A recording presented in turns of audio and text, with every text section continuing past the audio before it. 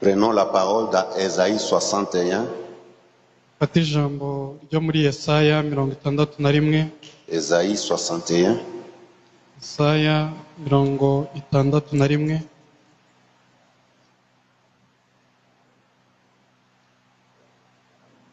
Quelqu'un peut me donner le cantique en Kinyarwanda? Ésaïe 61, les premiers versets jusqu'au 3e verset.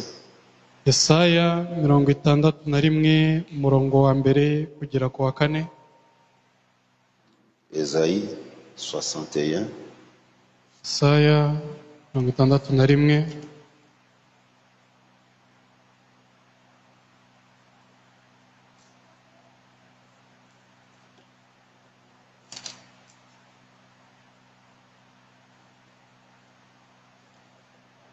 La Bible dit ceci, lisons dans le nom du Seigneur. Dusome mu izina ry'umwami.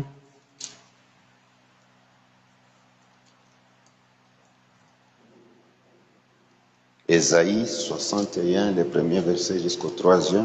Yesaya 61 umurongo wa mbere kugera ku wa 3. L'Esprit du Seigneur, l'Éternel est sur moi, car l'Éternel m'a oint pour porter de bonnes nouvelles aux malheureux. Il m'a envoyé pour guérir ceux qui ont le cœur brisé, pour proclamer aux captifs la liberté et aux prisonniers la délivrance, pour publier une année de grâce de l'Éternel et un jour de vengeance de notre Dieu, pour consoler tous les affligés, pour accorder aux affligés de Sion, pour leur donner un diadème au lieu de la cendre, une huile de joie au lieu du deuil, un vêtement de louange au lieu d'un esprit abattu, afin qu'on les appelle des térébintes de la justice, une plantation de l'Éternel pour servir à sa gloire. Amen. Umwuka w'umwami Imana uri kuri nge, kuko Uwiteka yansize amavuta ngo mbwirize ubugwaneza ubutumwa bwiza. Yantumye kuvura abafite imvune mu mitima no kumenyesha imbohe ko zibohowe, no gukingurira abari mu nzu y'imbohe. Kandi yantumye no kumenyesha abantu umwaka w'imbabazi z'Uwiteka, n'umunsi Imana yacu izahuriramo inzigo, no guhoza abarira bose. Yantumye no gushyiraho itegeko ab'i Siyoni barira, ryo kubaha ikamba mu cyimbo cy'ivu, n'amavuta yo kunezerwa mu cyimbo cy'ubwirabure, n'umwambaro w'ibyishimo mu cyimbo cy'umutima wihebye, kugira ngo bahereko bitwe ibiti byo gukiranuka byatewe n'Uwiteka, ngo bimuheshe icyubahiro. Amen. Amen. Que Dieu bénisse la parole. Nous allons chanter avant de s'asseoir. Imana ihumugisha ijambo, turaririmba mbere yo kwicara. Le numéro 271, Ubwimana z'Uwiteka. Nimero Donner la note, comme ça ya on chante. 271. C'est juste 3 couplets. Ni bitero bitatu byonyine turirimba.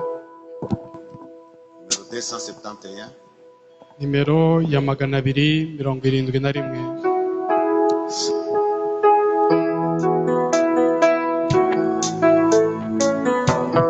Chante ça dans les minutes de la méditation.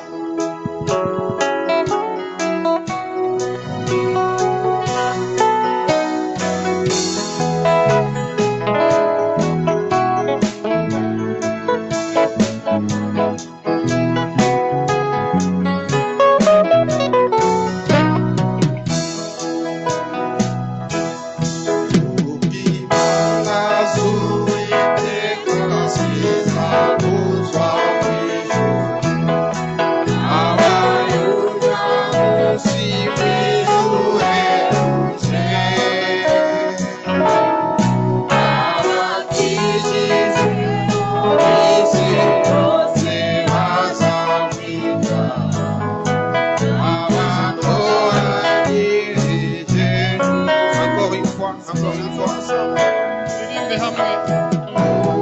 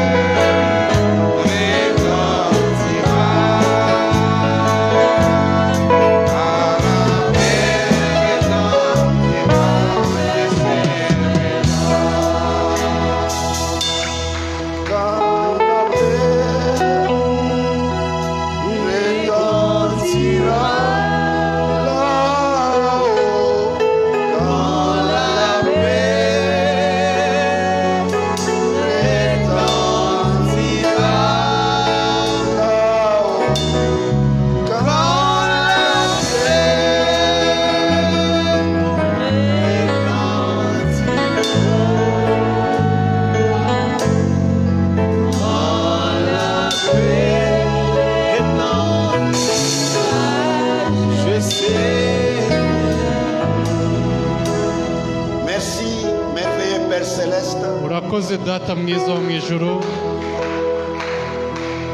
Nous croyons de tout notre cœur turizera n'imitima yacu yose qu'un jour notre histoire changera. yuko umunsi umwe amateka yacu azahinduka. Nous irons te rencontrer, oh Dieu. ko tuzaza kugusanganira, oh Mana. Tu seras une réalité alors que nous aussi nous serons une réalité. tuzaba uri ukuri natwe tuzaba turi ab'ukuri. Les épreuves de cette terre cesseront. ibigeragezo byo kuri ino si bizahagarara. Les labeurs, les travail dur s'arrêteront. imirimo ikomeye, imirimo ivunanye izahagarara. Et nous vivrons éternellement avec toi. maze tubane iteka hamwe nawe. C'est pourquoi chaque jour nous venons à l'église, Père. niyo mpamvu iteka tuza ku rusengero data. À ces rassemblements de croyants. kuri uku guhura kw'abizera. Conformément à la parole et à la promesse. bijyanye n'ijambo ryawe ndetse n'isezerano ryawe. Là où deux ou trois personnes seront réunies en ton nom, tu seras au milieu. watubwiye yuko aho babiri cyangwa batatu bazateranira mu izina ryawe uzaba uri hamwe nabo. Et nous croyons que tu es au milieu d'un peuple, tu agis. turizera ko iyo uri hagati y'ubwoko bwawe kukora. Agis dans nos vies. ongera ukore mu buzima bwacu mwami. Celui qui est encore faible, donne-lui la force. ukiri munyantege nke umuha imbaraga. Que les péchés soient pardonnés et soient sauvés. abanyabyaha bababarirwe kandi bacungurwe. Que ceux qui sont avancés aillent de gloire en gloire. abateye imbere bajye mu bwiza, bave mu bwiza bajya mu bundi. Ce n'est pas pour rien que tu as envoyé ce précieux message ntago ari kubw'ubusa wohereje ubutumwa bwiza. Tu l'as envoyé pour nous préparer à te recevoir, ô agneau divin. wabwohereje kugira ngo budutegurire kukwakira wowe mwana w'intama. Enfonce la parole dans nos cœurs. Reka ijambo ryandike imitima yacu. Laisse que la parole se fasse chair dans nos vies. Reka iri jambo ryambara umubiri mu buzima Nous bwacu. voulons être la véritable épouse parole. Turifuza kuba umugeni nyakuri ijambo. Chaque jour mangeant la parole. Buri munsi turya ijambo. Chaque jour devenant la Buri parole. munsi duhinduka ijambo. Bénis les oreilles qui vont entendre cette parole. Umugisha amatwi ari bwumvira ijambo. Bénis les cœurs qui vont croire à la parole. Umugisha imitima iri bwizerera La ijambo. parole de Dieu nous dit, Ijambo ry'Imana aratubwira la parole ne peut pas sortir sans effet. yuko ijambo ritasohoka ntirigira umumaro. Laisse que les effets qui accompagnent la parole soient visibles dans Reka nos vies. imimaro ikurikira ijambo ryawe igaragare mu buzima bwacu. Transforme-nous, oh Dieu. Duhindure o Mana. Bénis la lecture de la parole. Umugisha gusoma ku ijambo. Écarte-moi du chemin, parle à toute l'église. Shyira ku ruhande uganiriza itorero ryawe. Ceux qui sont présents avec nous. Bari hano bari kumwe Ceux qui natwe sont avec twese. nous au moyen des ondes. Abari hamwe natwe badukurikiye. Tous que nous soyons bénis au nom de Jésus. Bose twese duhabwe umugisha mu izina rya Yesu Donne Kristo. l'interprétation de la parole. Tange ubusemuzi bw'ijambo ryawe. Bénis mon interprète. Uhe umugisha umusemuzi wanjye. Umugisha abawisye. Bénis mon secrétaire. Umugisha sekreteri Bénis wanjye. les musiciens. Umugisha abacuranzi. Bénis tous les croyants. Umugisha abizera bose. Bénis-moi aussi, Seigneur. Nanjye ubwanjye mu mugisha. Demandons au nom de Jésus. Turabisabye mu izina rya Yesu Kristo. Amen. Amen. Que le Seigneur vous bénisse, asseyez-vous. Imana ibahe umugisha mwicare. Nous remercions Dieu Turashimira Imana pour ce dimanche. ubw'iki cyumweru. Nous avons terminé notre enseignement qu'on avait la fois passée. Twasoje inyigisho zacu twari dufite ubushize. Prends ta plume, écris. Tavugaga ku gufata ikaramu yawe wandike. Et je crois que Dieu nous a bénis, n'est-ce pas? Kandi ndizera ko Imana yaduha umugisha. Ese si byo? Vous êtes des semences Muri imbuto et des semences qui ont une vie en elles. kandi imbuto zifite ubuzima muri zo. Et rien ne peut arrêter cette Nta semence-là. kintu na kimwe cyahagarika izo mbuto. Vous essayez seulement de les mettre sous le soleil. Ugerageza gusa gushyira izo mbuto ku zuba, Vous mettez l'eau dessus. ugasukaho amazi, Une atmosphère, une bonne atmosphère. ikirere cyiza, Et ces semences-là viendront à la vie. iyo mbuto izatanga ubuzima. Ce matin, je voulais m'entretenir encore avec vous Muri iki gitondo nifuzaga kuganira hamwe namwe sur un petit sujet. ku kigwa gito. J'aimerais que, je ne sais pas comment Dieu est en train de me conduire ces derniers temps, mais je suis en train de voir que les gens qui croient le message de l'heure, Sinzi uburyo ki Imana iri kunyobora, ariko ndi kubona ko abantu bizeye ubutumwa bw'igihe cya nyuma. beaucoup de gens disent qu'ils ont cru le message, Abantu benshi bavuga ko bizeye ubutumwa, mais en réalité, c'est comme s'ils ne comprennent pas qu'est-ce qu'est le message. ariko mu by'ukuri ni nk'aho badasobanukiwe ubutumwa icyo ari cyo. Il y a beaucoup de gens qui viennent dans les églises du message. Hari abantu benshi baza mu matorero y'ubutumwa, Ils pensent que le message et les dénominations, c'est la même chose. bagakeka ko ubutumwa ni ikintu kimwe. Ils disent, je vais être baptisé. Avuga uti ndashaka kubatizwa. Pourquoi tu veux être baptisé? Kubera icyo ushaka kubatizwa? Parce que j'ai déjà grandi. Uti kubera ko namaze gukura. Non, ce n'est pas ça. Ntabwo ari ibyo. Non. Oya. Pourquoi vous êtes venus? Kubera iki mwaje? Vous devez venir au message parce que vous avez compris que c'est la vie éternelle. Ugomba kuza ku butumwa kubera ko mwasobanukiwe yuko ari ubuzima bw'iteka.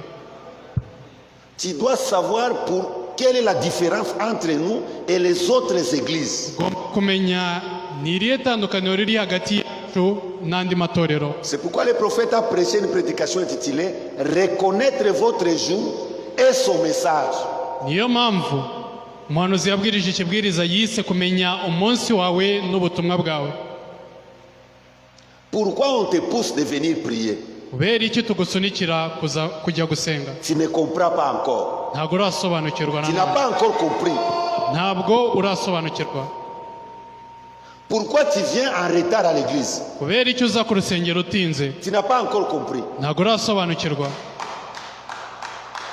Si tu comprenais dans quoi tu es, uramutse usobanukiwe ibyo urimo, tu agirais de la même manière de ta compréhension. wakwitwara mu buryo bumwe bujyanye no gusobanukirwa kwawe.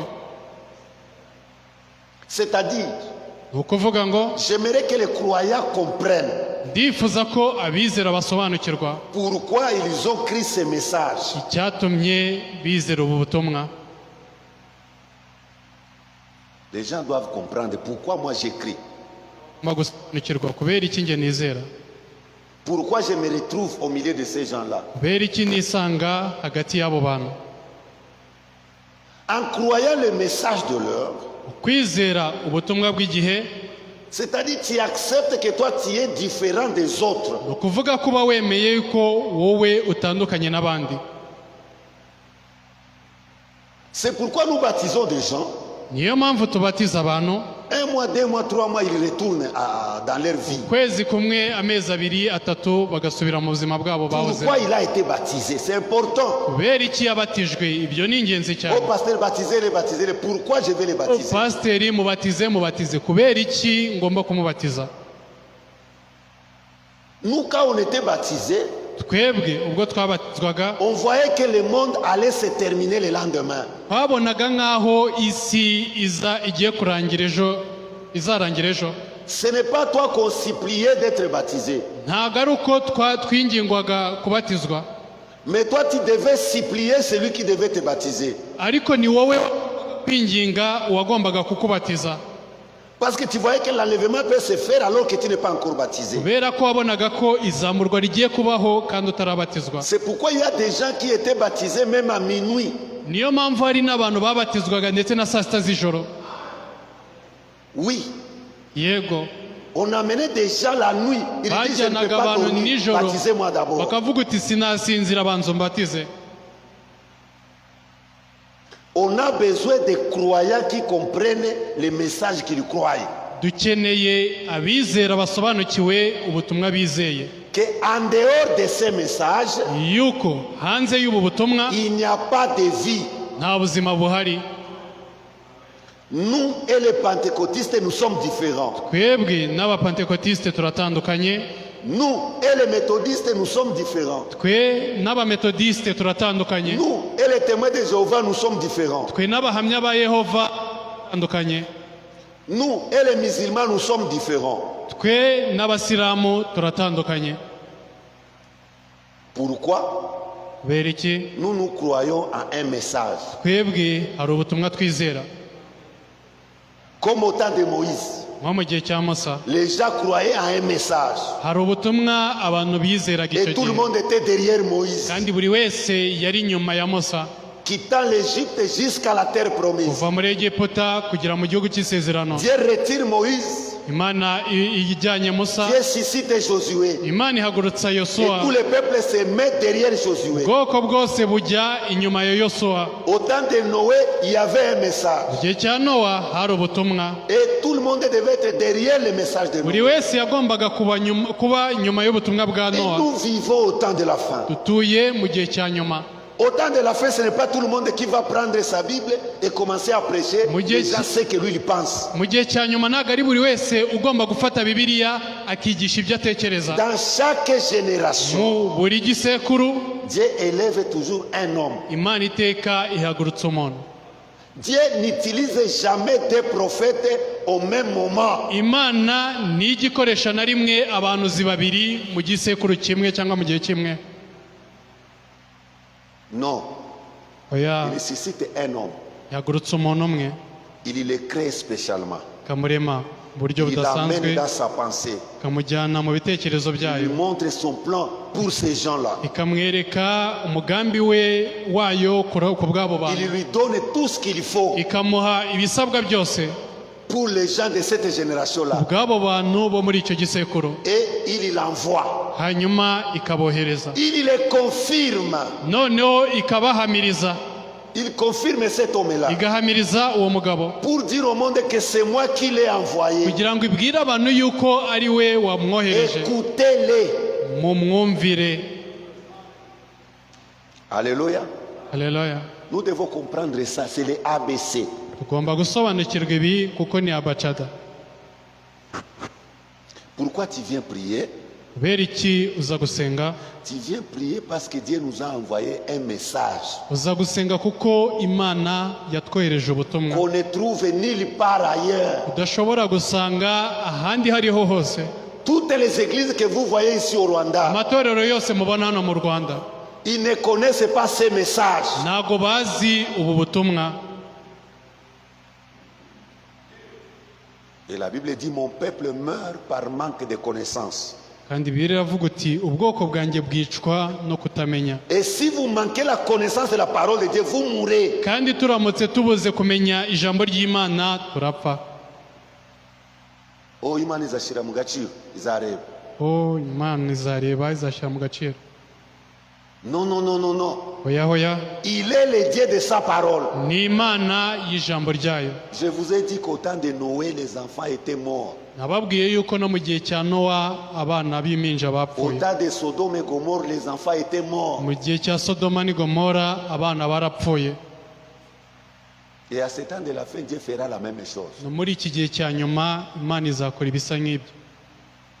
Croyez ce message. Mwizere ubutumwa. Ce message, ce n'est pas un mouvement. Ubu butumwa ntago ari ishyirahamwe. Ce message, ce n'est pas un truc d'un groupe d'individus qui se sont mis ensemble, ils se sont convenus comment marcher. Ntago ubutumwa ari ubw'agatsiko k'abantu bishyize hamwe bavugana uburyo bwo kugenda. Ce message, c'est Dieu lui-même. Ubu butumwa ni Imana ubwayo. Si vous le manquez, vous manquez Dieu. Muramutse mubuze ubutumwa muba mubuze Imana. Est-ce que nous sommes ensemble? Quelqu'un peut dire amen? Ese turi kumwe hari ushobora kuvuga amena. Oh, alléluia. Ce matin, Muri iki gitondo je vais parler sur la trompette ndifuza kuvuga ku manda, du jubilé. imanda ya yubile. La trompette du jubilé. Imanda ya yubile. La trompette, je vais parler du jubilé. Ndaza kuvuga kuri yubile. Mais avant de parler du jubilé, écoutez ce que le prophète dit. Ariko mbere yo kuvuga kuri yubile mwumve icyo umuhanuzi avuga. Dans la prédication, aujourd'hui, cette écriture est accomplie. Mu kibwiriza yise uyu munsi iki cyanditswe kirasohoye 65. 65. Parce que ces prédications, il les a prêchées à deux. Kubera ko ibi bibwiriza yabibwirije ari bibiri. Ça, c'est la dernière prédication. Iki ni ikibwiriza cya nyuma. L'année est jubilée. Mwaka Aujourd'hui, cette écriture est accomplie, pardon. uyu munsi iki cyanditswe kirasohoye. 19 février. Abwirije tariki 19 z'ukwa kabiri muri 65. Paragraphe 46, 47, 48. Igika cya 46, 47, 8. L'année de grâce, Umwaka w'ubuntu comme nous le savons tous, nk'uko twese tubizi c'était l'année du jubilé. wari umwaka wa yubile. Est-ce que nous sommes ensemble? Ese Soyez turi avec moi. kumwe Soyez avec moi. ubane nanjye. Parce que là où nous venons de lire dans Ésaïe 61, Kubera ko tumaze gusoma muri Yesaya 61 umurongo wa mbere kugera ku wa 3, la Bible dit, biratubwira c'est Ésaïe qui prophétise. ni Yesaya wari umuhanura. Il parle comme si il s'agissait de lui. Yavugaga nk'aho ari we wivuga. Il ne s'agissait pas d'Ésaïe. Ntabwo byarebaga, ntabwo yari Yesaya. Non. Oya. Il dit, l'Esprit du Seigneur est sur moi. Aravuga uti umwuka w'umwami Imana uri kuri nge. Il m'a oint pour porter de bonnes nouvelles aux malheureux. Kuko Uwiteka yansize amavuta ngo mbwirize ubugwaneza ubutumwa bwiza. Si tu n'avais pas la révélation au temps d'Ésaïe, Niba udafite uguhumekerwa mu gihe cya Yesaya, tu allais croire qu'Ésaïe parlait de lui-même. wari kwizera ko Yesaya ari kwivuga ubwe. Et pourtant, c'était une prophétie qui concernait quelqu'un d'autre. Kandi byari ubuhanuzi bwarebaga undi muntu.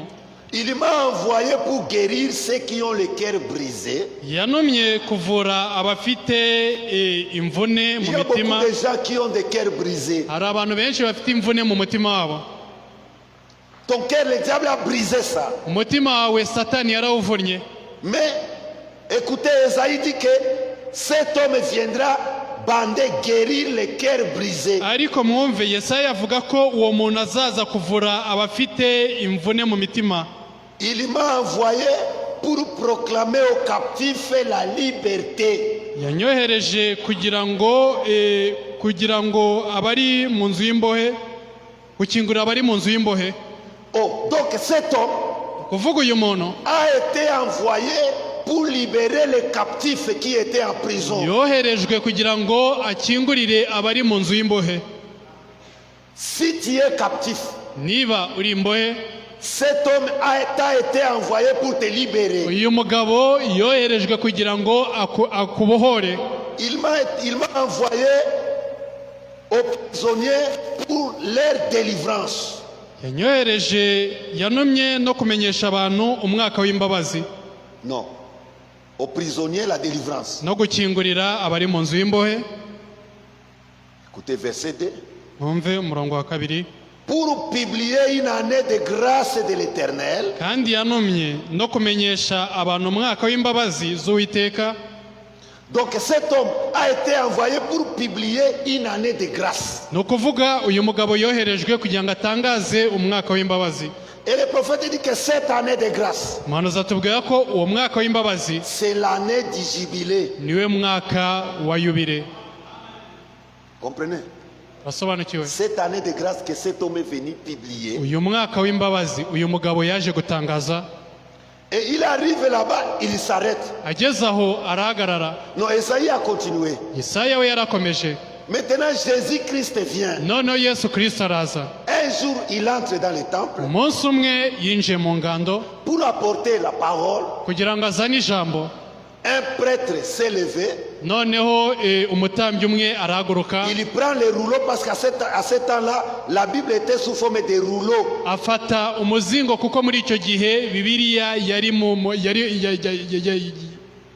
izinze. Il a pris les rouleaux, il a remis ça à Jésus. afata umuzingo awa Yesu. Il faut me suivre attentivement parce que c'est ça la différence. Ces choses, vous ne les trouverez jamais dans des dénominations. birasaba kunkurikira kuko ibi bintu nta handi mwabisanga mu madini. J'ai lu l'écriture, écrivez Ésaïe 61. nasomye ibyanditswe, mwandike Yesaya 61. Il remet à Jésus, Jésus ouvre comment ça lit. noneho baha umuzingo Yesu arawuzingura atangira gusoma. Il lit les premiers versets. asoma umurongo wa mbere. Il lit les deuxièmes versets. asoma uwa kabiri. Il arrive au milieu du verset, il s'arrête. ageze hagati y'umurongo arahagarara. Il roule les rouleaux. yongera azinga umuzingo. Il remet ça au sacrificateur. awusubiza abatambyi. Et il dit, aujourd'hui cette écriture est accomplie. aravuga uti uyu munsi iki cyanditswe kirasohoye. Il s'est arrêté au verset 2 au milieu. yahagarikiye mu murongo wa kabiri wo mo hagati. Pour publier une année de grâce de l'Éternel. kandi yanumye no kumenyesha abantu umwaka w'imbabazi z'Uwiteka. Mais un jour de vengeance de notre Dieu. n'umunsi Imana yacu izahoreraho Il inzigo. n'a pas lu ça. uyu murongo wo ntabwo yigeze awusoma. Cette autre partie est accomplie ici au temps de la fin. iki gice kindi cyasohoye hano mu gihe cya nyuma. Alors un autre monsieur va se lever. undi mugabo noneho nawe azahaguruka. Il prend la Bible, afate Bibiliya, un rouleau moderne. umuzingo ugezweho.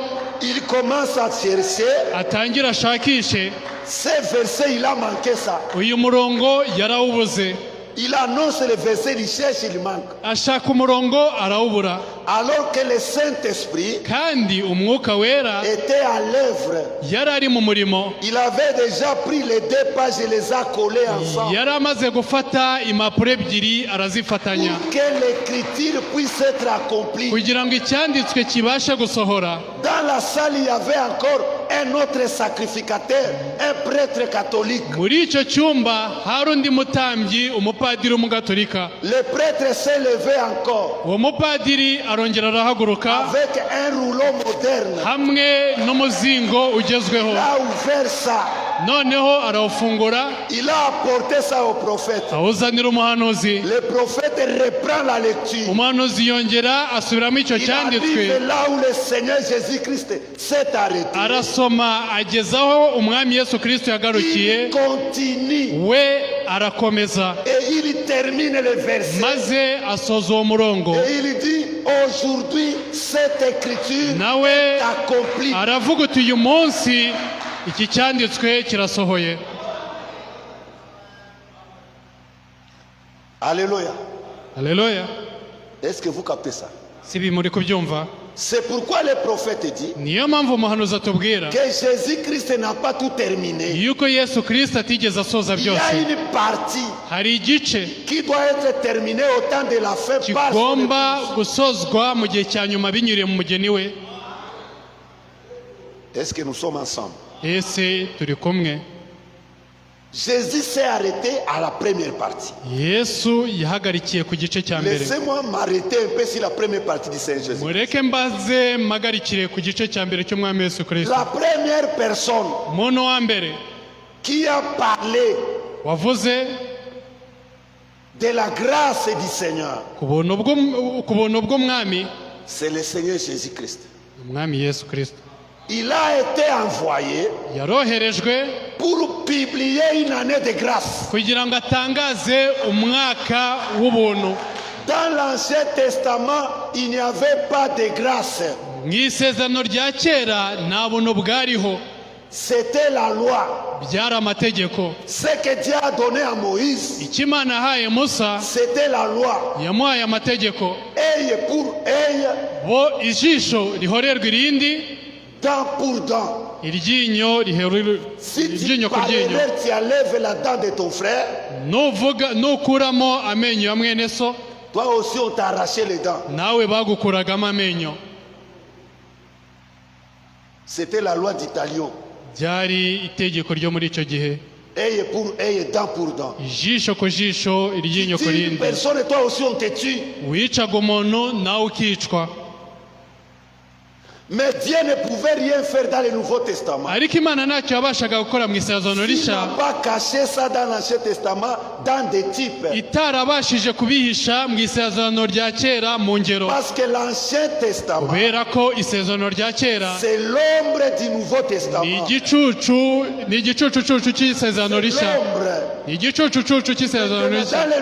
Dans l'Ancien Testament, Noneho mu isezerano rya kera il y avait une grâce mais sous forme de l'ombre. hari ubuntu ariko mu ishusho y'igicucucucu. Par exemple, quand Dieu a parlé à Moïse, Urugero, ubwo Imana yaganirizaga Musa, il a dit construisez une ville de refuge. yaramubwiye uti ubaka umurwa w'ubuhungiro. Si un homme Niba umuntu faisait quelque chose de mal akoze ikintu kibi et qu'on voulait le tuer, noneho bagashaka kumwica, s'il peut s'enfuir, niba ashobora guhunga aller jusqu'à la ville de refuge. akagera muri uwo murwa w'ubuhungiro, S'il arrive à la ville de refuge, aramutse ageze muri uwo murwa ne w'ubuhungiro, le poursuivez plus. nimukongere kumuhiga. Il a eu la grâce Yabonye ubwo ababonye ubuntu, d'entrer là-bas noneho yakwinjiraho et avoir la grâce. akabona ubuntu.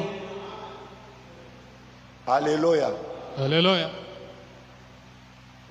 Que Dieu nous fasse grâce. Imana itugire ubuntu. Jésus est venu Yesu yaraje, et il a apporté la grâce. noneho azana ubuntu. Qu'est-ce que la grâce? Ese ubuntu ni iki? Qu'est-ce que la grâce? Ubuntu ni iki? La grâce, c'est une faveur. Ubuntu ni ukugirirwa ubuntu, imbabazi. Alléluia. Haleluya. La grâce, Ubuntu c'est une faveur imméritée. ni ukugirirwa imbabazi ariko utari ukwiriye. Ce n'est pas que toi tu vas faire quelque chose Si uko hari icyo ugomba gukora et puis on te donne la grâce. kugira ngo noneho ugirirwe ubuntu. Hoya, L'œuvre de la grâce, tu ne fais rien. umurimo w'ubuntu ntacyo ukora. Tu n'as aucune démarche à faire, Nta kintu na kimwe uba ugomba gukora, mais on t'a pris parmi les autres. ariko baragufashe bagukura mu bandi. C'est ce qu'on appelle la grâce. Ibyo ni byo twita ubuntu. Une faveur. amahirwe Maintenant, cyangwa se ici, imbabazi. c'est une faveur du Seigneur. Aha noneho ni amahirwe cyangwa imbabazi z'umwami, Une faveur imméritée. amahirwe cyangwa imbabazi tutari dukwiriye. Jésus lui-même, Yesu ubwe c'est une grâce pour nous. ni ubuntu kuri twe. Alléluia. Haleluya. C'est Jésus qui est venu et nous a parlé de la grâce. Ni Yesu waje atubwira ku bijyanye n'ubuntu. Et après ça, Nyuma y'ibyo Paul Pawulo est venu. yaraje. Si vous lisez les épîtres de Paul, Muramutse musomye mu nzandiko za vous Pawulo, trouverez que Paul, c'est l'homme qui a beaucoup parlé de la grâce. muzabona ko Pawulo ari umuntu wavuze cyane ku bijyanye n'ubuntu. Dans tous ses épîtres. Mu nzandiko ze zose, ubuntu, Grâce. ubuntu, Grâce. ubuntu, Grâce. ubuntu.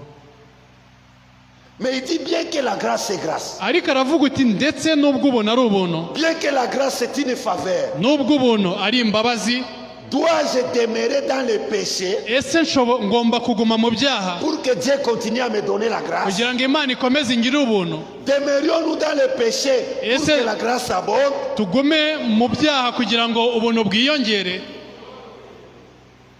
Paul dit dans Romains, Pawulo aravuga mu Baroma, car le péché n'aura point de pouvoir sur vous, ubwo kuko ibyaha bitazaba bigifite ubushobozi kuri mwe, puisque vous êtes non sous la loi, kubera ko mutari munsi y'amategeko Mais sous la grâce. ariko muri munsi y'ubuntu. L'épouse du temps de la fête, elle est sous la grâce. Umugeni w'igihe cya nyuma ari munsi y'ubuntu, Et notre grâce à nous, kandi ubuntu bwacu twe elle est différente d'autres grâces. butandukanye n'ubundi buntu. oh Seigneur, peut-être qu'on verra ça. O mwami, wenda tuzabibona.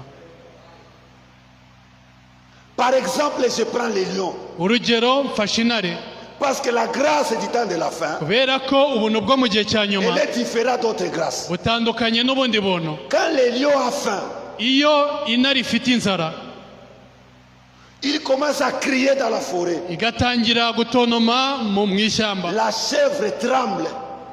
ihene ziratitira, Les girafes commencent à fuir. gasumbashyamba igatangira guhunga, Parce que pour eux, le jugement arrive. kubera ko kuri bo urubanza ruba rugeze. Mais pour les lionceaux, les enfants du lion, Ariko twebwe ibyana by'intare nous sommes en train de jubiler. tuba turimo kunezerwa, Nous sommes dans la grâce. tuba turi mu buntu. Paul dit, Uravuga, Nous ne sommes pas sous la loi. ntabwo turi munsi y'amategeko. La loi condamne. Amategeko acaye La loi urubanza, punit. amategeko La arahana, loi excommunie. amategeko La loi arakwirukana, tue. amategeko arica. mais Ariko la grâce sauve. ubuntu buracungura.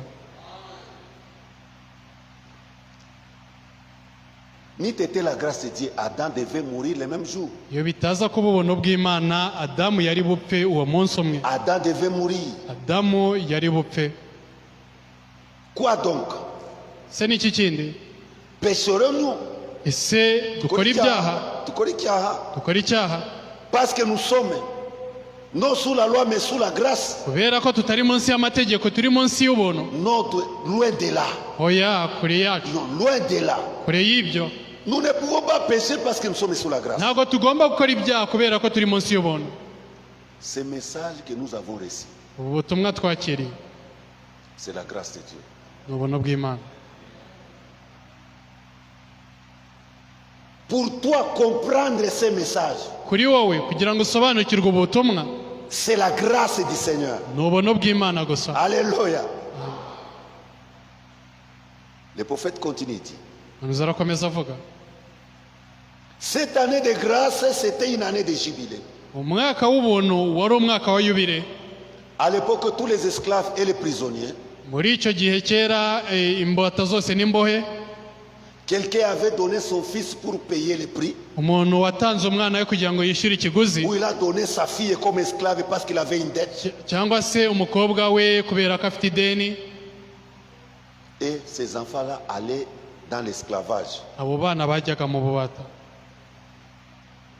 Peu importe combien de temps ils ont été dans l'esclavage. Igihe icyo ari cyo cyose babaga baramaze muri icyo gihe Ou bari combien de imbata, temps ils sont censés rester là-bas. cyangwa se igihe cyose bagombaga kumara aho ngaho. Lorsque l'année de jubilé arrivait, Igihe umwaka wa yubile wageraga, lorsque la trompette sonnait, igihe impanda yavuzwaga, tout homme pouvait devenir libre s'il le voulait. abantu bose bashoboraga kugira umudendezo niba babishaka. Tout homme, il devenait libre. Umuntu wese yagiraga umudendezo, Mais s'il le voulait, ariko niba abishaka. tu es libre. Umudendezo Tu n'es plus esclave. ntabwo kiri imbata. Mais si tu désirais rester un esclave, Ariko niba igihe wifuzaga gusigara alors uri on devait imbata, t'amener au temple. noneho bagombaga kukujyana mu ngano, On prenait ton oreille, on perçait ça. bagafata ugutwi kwawe bakagupfumura, Et tu restais esclave toute ta vie. ugasigara noneho uri imbohe ubuzima bwawe C'est bwose. ça la loi de l'Ancien Testament. Iryo ni ryo ryari itegeko ry'isezerano rya kera. Au fait, il dit, oh, quel parfait exemple est l'évangile de Jésus-Christ. Umuhanuzi aravuga uti mbega urugero rwiza ku ivugabutumwa rya Yesu Kristo. Quel parfait exemple. Mbega urugero rwiza. Lorsque l'évangile est prêché, Igihe ubutumwa bubwirijwe, c'est un temps de grâce et un temps de jubilé pour tout le monde. ni igihe cy'ubuntu n'igihe cya yubile ku bantu bose. Lorsque l'évangile est prêché Igihe ubutumwa bubwirijwe et que vous dites Amen, mukavuga amena, c'est un temps de grâce, ni igihe cy'ubuntu, c'est un temps de ni jubilé, igihe cya yubile, c'est l'année de grâce, ni umwaka w'ubuntu, c'est l'année de jubilé ni umwaka wa yubile pour tout le monde. ku bantu bose. Peu importe qui tu es, Uwo waba uri we wese, peu importe ta couleur, ibara ryawe iryo ari ryo ryose, peu importe ta dénomination, la Idini. dénomination à laquelle tu appartiens, idini waba usengeramo ryose, peu importe, ari cyo que cyose, tu sois burundais, waba que tu umurundi, sois congolais, waba umukongomani, que tu sois rwandais, waba que tu umunyarwanda, sois blanc, waba que tu sois umuzungu, noir, waba umwirabura, peu importe. Quand la trompette de l'évangile sonne, igihe imanda y'ubutumwa isohotse, le prophète dit, peu importe combien tu es tombé dans le péché, umuhanuzi aravuga uti uko waba waraguye mu cyaha ko ariko kose, ou peu importe ce qui ne va pas avec toi, cyangwa se ibitagenda byose hamwe nawe, tu peux devenir libre si tu attends sonner la trompette de l'évangile. ushobora kugira umudendezo uramutse wumvishe imanda y'ubutumwa. Ne regarde pas ce que tu as fait. Ntukarebe ku byo wakoze, Ne regarde pas ta vie passée. ntukarebe ubuzima bwawe bwahise. Si tu attends la trompette de Niba l'évangile, wumvishe imanda y'ubutumwa, c'est une trompette de liberté. ni imanda y'umudendezo, C'est une trompette de jubilé. ni imanda ya yubile. Je n'ai pas encore parlé du jubilé. Ntabwo ndavuga kuri yubile, Je suis en train de parler de la grâce. ndacyarimo mvuga ku buntu, Parce que kubera ko la grâce et le jubilé, c'est la même chose. ubuntu na yubile ni ikintu kimwe. Cette année de grâce que Jésus-Christ est venu publier Uyu mwaka w'ubuntu Yesu Kristo yaje gutangaza égale à l'année de jubilé. ungana n'umwaka w'iyubile, Une année qui met en liberté tout le monde. umwaka utuma abantu bose bagira umudendezo. Frère, beaucoup de gens sont des esclaves. Bene data, abantu benshi ni imbata. Écoutez ceci, mon frère. Mwumve ibi ngibi bene data, La parole de Dieu, ijambo ry'Imana c'est une lumière. ni umucyo. Vous savez, le monde dans lequel nous sommes, Murabizi isi dutuyemo et il est dans une condition très difficile. iri mu bihe bigoye cyane. Le mal, Ikibi, le péché icyaha a atteint son comble. cyageze hejuru cyane. La colère de Dieu s'est déjà enflammée. Umujinya w'Imana wamaze guhaguruka, Et Dieu détruira cette terre. kandi Imana izarimbura ino si. Les hommes sont devenus méchants. Abantu bahindutse abagome, Le cœur de l'homme est devenu comme une pierre. imitima y'abantu yahindutse nk'ibuye. Les gens sont devenus des esclaves du monde. Abantu bahindutse imbata z'iyi si. Le système dans lequel nous nous trouvons, Imigenzereze c'est twisangamo, un système qui nous a rendus des esclaves. imigenzereze yaduhinduye imbata. Certains Bamwe sont devenus des esclaves de téléphone. bahindutse imbata za telefone. Est-ce que vous me saisissez? Se muri kunyumva? Il faut une trompette pour te libérer. Birasaba imanda kugira ngo ikubohore. Certains sont devenus esclaves du travail. abandi bahindutse imbata z'akazi. Du lundi au samedi, du lundi au samedi. uhereye kwa mbere kugera ku wa gatandatu, uhereye kwa mbere kugera ku wa gatandatu yahindutse imbata. Vous savez qui est un esclave? muzi imbata iyo ariyo?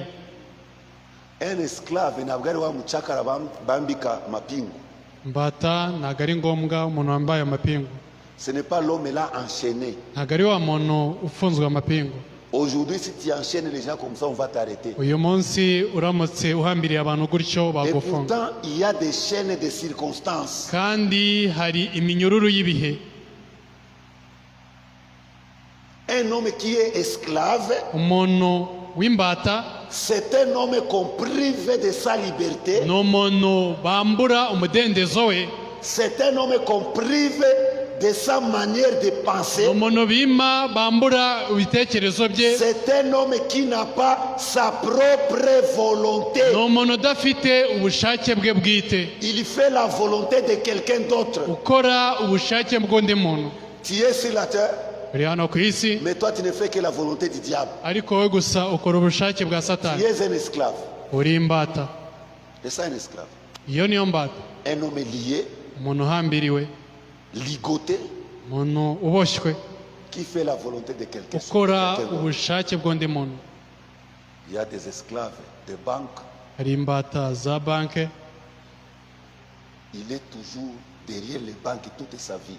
ahora inyuma ya banki ubuzima bwe bwose. Dette sur dette, dette sur dette. amadeni dette sur- ku yandi, amadeni ku yandi. C'est un esclave. iyo ni imbata. Vous me comprenez? muranyumva?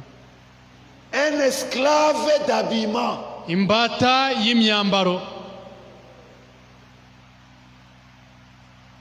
Aujourd'hui ceci, demain ceci, aujourd'hui uyu ceci, munsi ni demain ibi, ceci. ejo ni ibi, uyu munsi ni ibi, ejo ni ibi. C'est un esclave. ni imbata. Il lui faut une année de jubilé. biramusaba umwaka wa yubile, Il lui faut une année de grâce. biramusaba umwaka Il w'ubuntu, faut que Jésus vienne pour briser ses chaînes. birasaba yuko yesu aza agaca iyo minyururu. Alléluia. haleluya. Une année jubilé. umwaka wa yubile. Esclave de richesse. imbata y'ubutunzi, Esclave de la mondanité. imbata y'iby'isi. Ce sont des esclaves. izo ni imbata. Vous savez, murabizi, aujourd'hui, uyu munsi si vous prenez une sœur religieuse catholique, uramutse ufashe mushiki wacu w'umugatolika, Mubikira, umubikira, tu l'amènes ici devant l'église, ukamushyira hano mbere y'itorero, tu prends une sœur ugafata mushiki wacu qui prie ici, usengera hano, tu mets à côté de la femme, de la religieuse. ukamushyira ku ruhande rw'uwo mubikira, Tu prends une pentecôtiste, ugafata umupantekotiste tu mets. ukamushyiraho, Tu prends une musulmane, tu mets. ugafata umusilamu ukamushyiraho.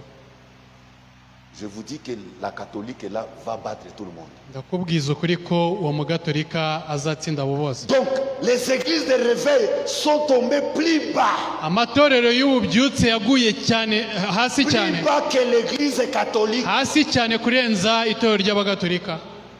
Et pourtant, le prophète nous dit kandi umuhanuzi atubwira ko que les sœurs doivent être engagées comme les sœurs catholiques religieuses. yuko bashiki bacu bagomba kwiyemeza kwiyegurira imana C'est la citation du nk'ababikira. prophète Branham. ni umurongo wa Branham. Mais le monde ariko isi a déjà pris en otage les fils et les filles de Dieu. yamaze kuboha abahungu n'abakobwa b'imana, Ils sont devenus des esclaves. bahindutse imbata. On ne sait pas dans quoi on est, ntabwo tuzi ibyo turimo, mais il y a une trompette de jubilé. ariko hari impanda ya yubile. Quel que soit le temps, igihe icyo ari cyo cyose, quelles que soient les circonstances dans lesquelles tu t'es retrouvé, ibihe waba warisanzemo ibyo ari byo byose uri imbohe, chaque jour qui passe, umunsi wose tu utambuka dois regarder à la trompette. ugomba kureba kuri iyo manda, Tu dois attendre la trompette. ugomba kumvira iyo manda, Tu dois attendre ça. ugomba kumva iyo manda. kwitegereza. kwitegereza iyo mana Il faut attendre. saba kwitegereza Parce que quand on sonne, kubera ko igihe bayivugije on devient libre. hinduka ufite umudendezo. Pourquoi Esaïe, Niyo mpamvu il a Yesaya vu ça. yarayirebye Il a crié. noneho arataka L'Esprit du Seigneur est sur moi. aravuga uti umwuka w'Imana uwiteka Imana uri kuri njye waransize Pour publier une année de grâce. kugira ngo ntangaze umwaka w'imbabazi Le w'ubuntu bw'Imana. prophète vient. umuhanuzi araza Il dit cette année de grâce dont Esaïe parlait. aravuga uti uwo mwaka w'imbabazi Yesaya yavugaga C'est l'année de jubilé No que mwaka- Lévitique a écrit. ni umwaka w'iyubile Abalewi banditse. Lévitique 25, Abalewi 25 à partir des versets 8 à, 8 uhereye ku à 13. murongo wa 8 kugera ku wa 13. C'est la même ni chose. bya bintu bimwe C'est la même chose. ibintu bimwe. Qu'est-ce qui ne va pas, chers chrétiens? ni iki kitagenda ku bakristo? Il vous faut une année. birabasaba Une umwaka, année de détermination. umwaka wo kwiyemeza, Une année où tout va se jouer. umwaka w'ibintu byose bigomba Une kwikora, année de vie ou de mort. umwaka wo gutsinda Une cyangwa année gupfa, que le Seigneur a publiée. umwaka Imana umwami yatangaje. Le monde tel qu'il est ahantu uko bameze est devenu une prison. si yahindutse gereza, Gereza. Où les humains sont des esclaves. aho abantu bahindutse imbohe. Un homme peut tuer son frère facilement. umuntu ashobora kwica mwene se mu buryo bworoshye. L'homme est devenu cruel. umuntu yahindutse umwicanyi. Le péché à tous côtés. icyaha impande zose, Même les enfants de 10 ans commencent à commettre de grands péchés. ndetse n'abana b'imyaka 10 basigaye bakora ibyaha bikomeye Le cyane. monde est abîmé. isi yarangiritse. Il faut la grâce de Dieu. birasaba gusa ubuntu bw'Imana, Il faut une année de jubilé. birasaba umwaka wa yubile, Il faut une année jubilaire. birasaba umwaka wa yubile. Alléluia. Haleluya. Nous devons quitter ces choses-là. ugomba kuva muri ibyo bintu byose. Les enfants d'Israël, abana ba Isirayeli, Dieu leur avait donné une terre promise. Imana yari yarabahaye ubutaka Dieu bw'isezerano. leur avait donné un héritage. Imana yari yarabahaye umurage. Ils devaient marcher pour aller posséder ça. bagombaga kugenda kugira ngo bafate uwo murage. Le prophète a prêché la prédication, les retours et les jubilés. umuhanuzi yabwirije ikibwiriza yise kugaruka niyo Le yubile. jubilé te fait retourner dans ton héritage. yubile ikugarura mu murage wawe. Est-ce que vous me suivez? ese muri kunkurikira? Il faut me suivre. saba kunkurikira. Ils ont commencé la marche. batangiye urugendo, Ils ont commencé la marche. batangira urugendo, Arrivé en cours de route, bageze hagati mu nzira il y a eu des difficultés. habayeho ibibazo. Qu'on ne vous trompe pas. ntibazababeshye, En cours de route, hagati mu nzira il y a beaucoup de difficultés. harimo ibibazo byinshi. En route, il y a beaucoup de difficultés, frère. mu nzira harimo ibibazo byinshi bene data. Si tu n'as pas un absolu, tu niba vas udafite tomber. ikidakuka uzagwa, Tu vas tomber. uzagwa. Le prophète dit, Nza aratubwira quand ils ont traversé la mer Rouge, igihe bambukaga inyanja itukura, Myriam a pris le tam-tam. Miriyamu yafashe ingoma. Quelle réunion de réveil, frère. mbega amateraniro y'ububyutse bene L'onction data. était descendu comme jamais vu. ugusigwa kwaramanutse gukomeye cyane. Ils ont regardé les chefs de corvée. bareba umutware, Abatware babakubitaga inkoni. abatware babakubitaga, Babakoreshaga. babakoreshaga. Ils les ont vus comment ils étaient engloutis dans la mer Rouge. bareba uburyo ki baruhamiye muri iyo nyanja itukura. Les gens étaient contents. abantu baranezerewe, Oh Yamana, c'est Dieu. Tu baravuga es uti grand, Imana Seigneur. urakomeye cyane mwami. Ils ne savaient pas ce qui les attendait. ntabwo bari bazi ibyo bategereje. Ils ne savaient pas qu'il y avait 40 ans devant eux. ntabwo bari bazi yuko hari indi myaka 40 imbere yabo. 40 ans, frère. imyaka 40 bene data. Ils ont ont dansé, ils ont dansé, ils ont dansé. barabyinnye barabyina barabyina Ils regardent la mer rouge. bareba inyanja itukura Toute l'armée de Pharaon sous la mer rouge. ingabo zose za farawo ziri munsi y'inyanja Ils ont itukura commencé à chanter. batangira kuririmba Quel Dieu puissant nous baravuga uti servons. mbega imana ikomeye Quel dukorera Dieu puissant nous servons. mbega imana ikomeye Quel dukorera Dieu puissant. Quel Dieu puissant. mbega imana ikomeye mbega imana ikomeye Oui, il était puissant. yego yari imana Il ikomeye est puissant encore ce matin. iracyakomeye uyu munsi Alléluia. Haleluya Dieu regardait. imana yitegereza Dieu avait pitié d'eux. imana yari ibafite imbabazi Il dit, oh pauvre homme, iravuga iti mbega abantu b'imbabare je dois faire ma sélection. ngomba guhitamo Mes semences à moi. ngomba guhitamo imbuto zanjye Parce qu'il y a beaucoup d'appelés, kubera ko hari abahamagaye benshi mais peu d'élus. ariko intore ni nke Au milieu de vous, il y a des incrédules. hagati muri mwe hari abatizera Je vais les cribler ndashaka kubazunguza pour trier la bonne kugira semence. ngo nkuremo imbuto nyakuri Et ce sont les épreuves kandi byari qui ibigeragezo vont manifester la semence. byagombaga kugaragaza imbuto Vous avez quitté l'Égypte pour aller en Israël. muzi kuva muri egiputa ujya muri isirayeli Le prophète dit, umuhanuzi atubwira ko si on prenait la voiture, uramutse ufashe imodoka c'est un voyage d'1 heure ou 2 heures. byari urugendo rw'amasaha nk'abiri Habib, atarenze abiri c'était ça. byari Peut-être ibyo quitter ici jusqu'à Boutal wenda byari nko kuva hano kugera i butare en voiture.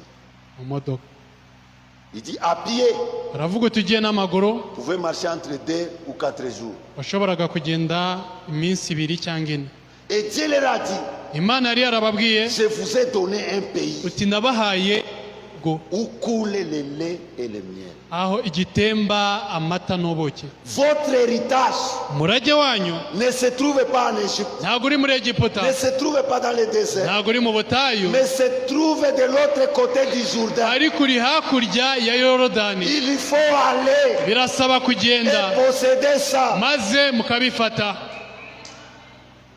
Et ils étaient courageux. noneho bari bafite umwete bari bazi ngo Moi, la tribu de Juda, njyewe wo mu muryango wa yuda il y a ma terre là-bas, je vais hari aller ubutaka voir. bwanjye hariya ngomba Ça n'a kubufata pas été facile. ntabwo byoroshye Ils ont marché pendant 40 ans. bagenze imyaka 40 40 ans, frère. imyaka 40 bene Imagine-toi, data ils ont voyagé, ils ont quitté l'Égypte. ibaze bavuye muri egiputa Une maman umumama avait été enceinte. wari utwite Traverser seulement comme ça la mer Rouge, kwambuka gusa gutya inyanja itukura elle a mis au monde un enfant. abyara umwana Cet enfant a grandi, uwo mwana yarakuze il s'est marié, il arashaka a eu des enfants, agira abana toujours dans le désert. akiri mu butayu 40 ans. imyaka 40 Ils vont, ils retournent. Ils bagenda bagaruka bagenda bagaruka Parmi eux, des disputes ont commencé. hagati muri bo intonganya ziratangira Pourquoi Moïse seulement? kubera iki musa wenyine Est-ce que Dieu connaît seulement Moïse? isi imana izi musa wenyine Moi aussi, je peux faire ce que Moïse nanjye fait. nshobora gukora ibyo musa yakora Moïse nous trompe. musa aratubeshya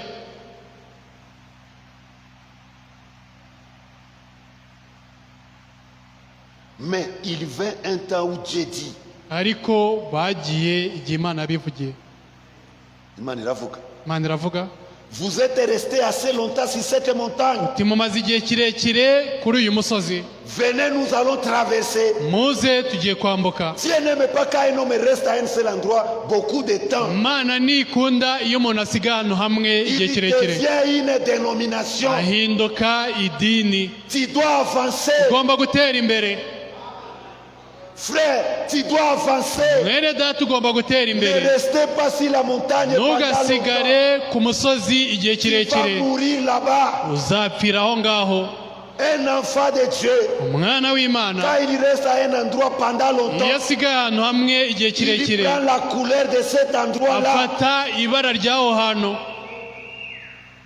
Alléluia. haleluya Marchons. gende Il doit marcher avec la colonne de feu. agomba kugendana n'inkingi y'umuriro Nous allons traverser. tugiye kwambuka Puisse ceci être maintenant l'expérience de la Louisiane. noneho ibingibi bibashe kuba imyitozo Il y a Louisiane, ya noziyani Louisiane. noziyani pendant ce jubilé. muri iki gihe cya yubile. Puisse ceci être encore notre expérience Ibi nanone bibashe kuba imyitozo yacu, par laquelle Dieu, ariyo binyuriye muri yo le Imana, Saint-Esprit va parler aux gens de cette génération. Umwuka wera azaganiriza abantu bo muri iki gisekuru, Leurs fils, abana be, comme on le fit autrefois là. nk'uko byagenze icyo gihe aho ngaho.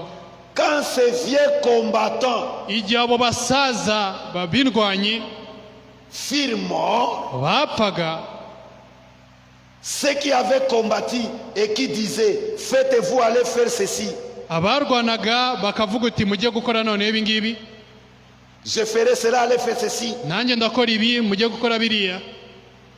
Et si vous baptisez au nom de Jésus, Nibamubatiza mu izina rya Yesu, nous n'aurons rien à faire avec vous. naho tuzaduhuriye namwe. Si vous faites ceci et cela, Nimukora ibi na biriya. ces vieux combattants sont morts. Abo basaza ba kera C'est barapfuye. vrai. Ni ukuri. Qu'est-ce que Dieu a fait? N'iki Imana yakoze? Dieu a pris d'abord tous ces vieux rebelles. Imana yambanje ifata abo basaza bose Dieu les a bigomekaga, exterminés. Imana irabarimbura.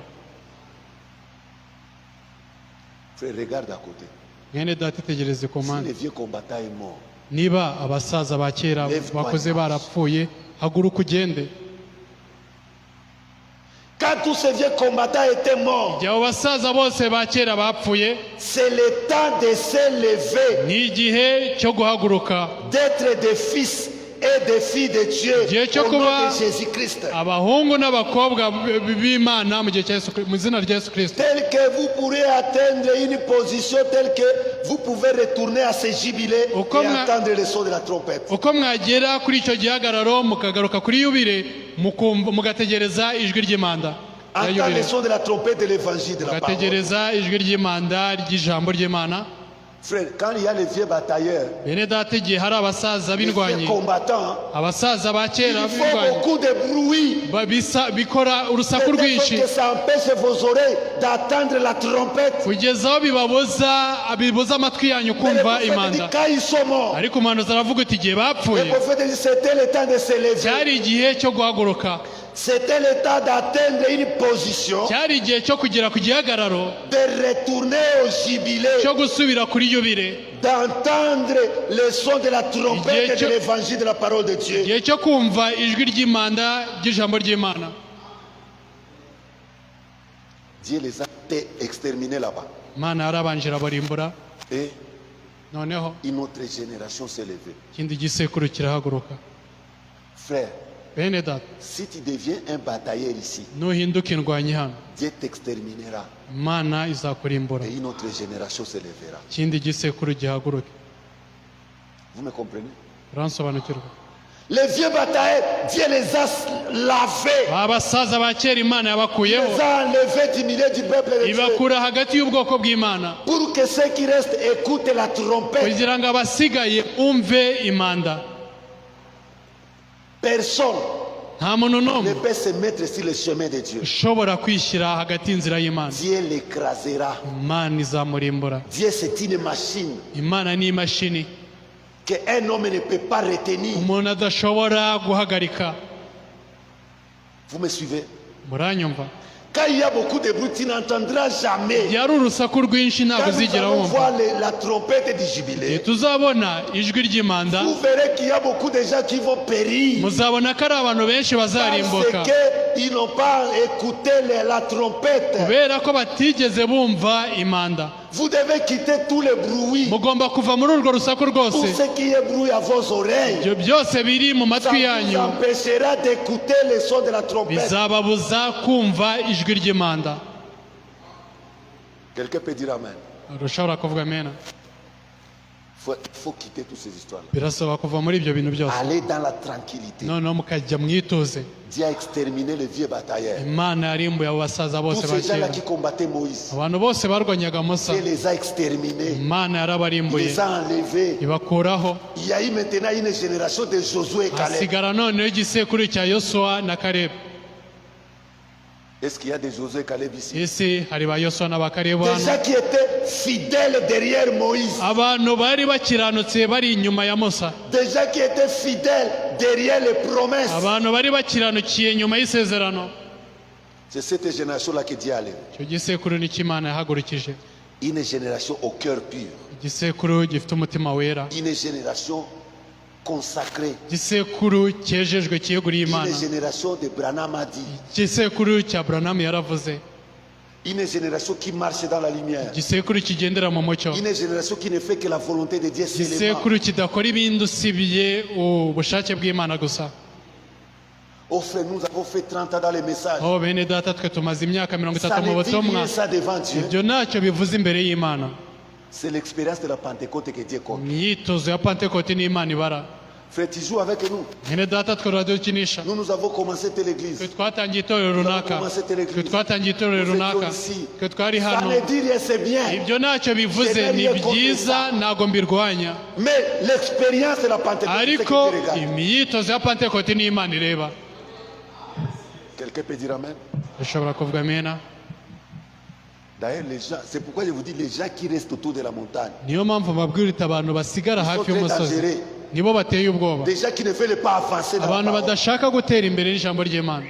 Vous pensez que la parole vous dira seulement ce que vous aimez. mukeka ko ijambo rizaza ribabwira gusa ibyo mukunda. Si tu as un pasteur qui te dit seulement ce que tu aimes, c'est un mauvais pasteur. niba ufite pasiteri ukubwira ibyo ukunda gusa, ni pasiteri mubi.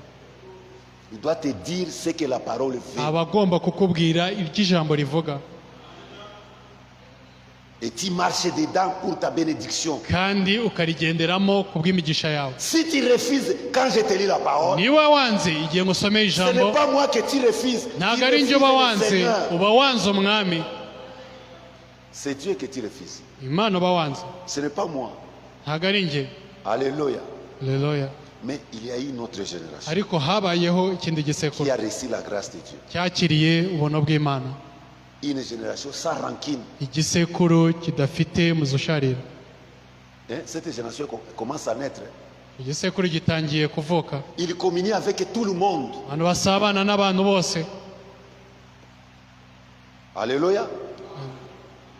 Sans malice. nta musharira muri we, Malice. nta ndurwe, nta buryarya, Il n'y en a pas dans leur cœur. nta biri mu mitima yabo. Ce sont ces gens-là qui reçoivent le Saint-Esprit. abo nibo bantu bakira umwuka wera. Vous savez, urabizi, quand une femme fait longtemps iyo umugore amaze igihe kirekire dans la maternité, ahantu babyarira, soit elle va mourir ou l'enfant va mourir, arahapfira cyangwa umwana akahapfira, ou les deux mères. cyangwa bombi bakahapfira. Ne traînez pas dans le processus. Recevez la Pentecôte. ntugatinde mu nzira, akira Pentekote.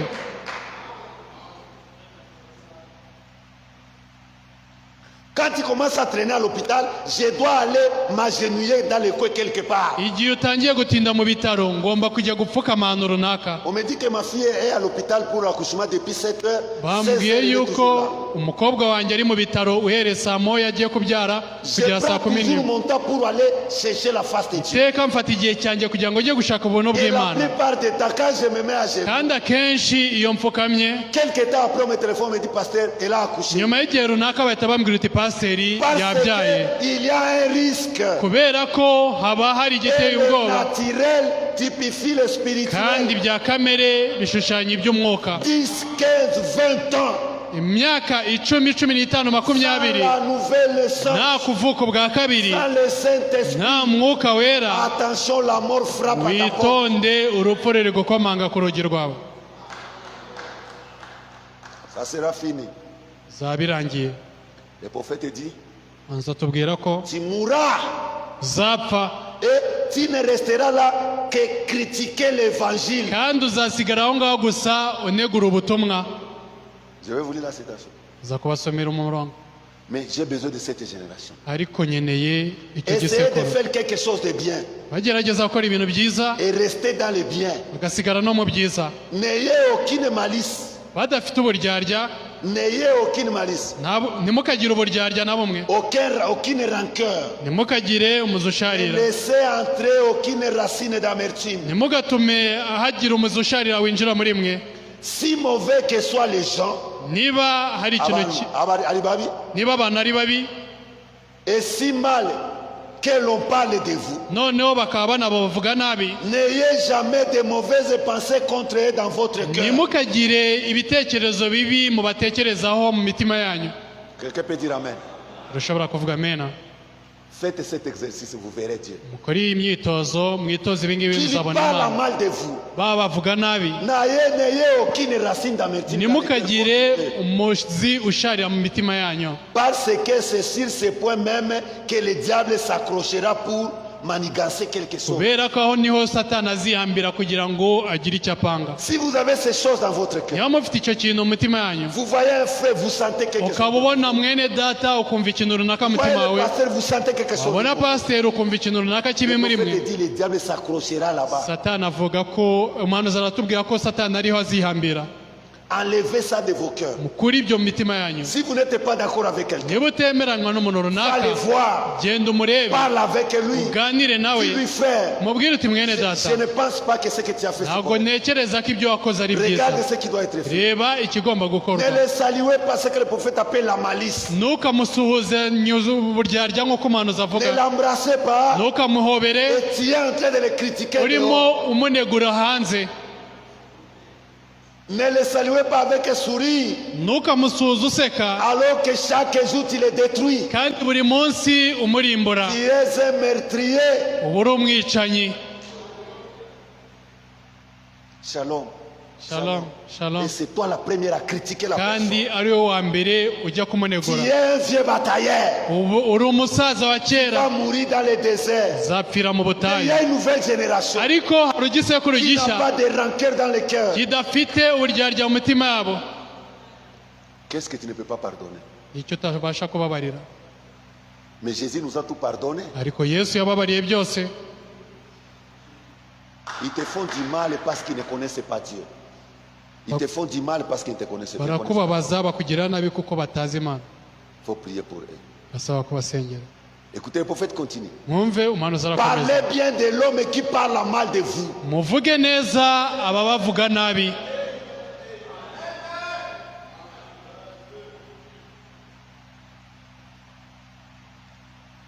Parlez bien. Vuge neza. Et l'a mis au monde. Yabyaye. Envoie un message de courtoisie. Félicitations, ma soeur. Mwohereza ubutumwa mubwire uti felicitation mushiki wanjye.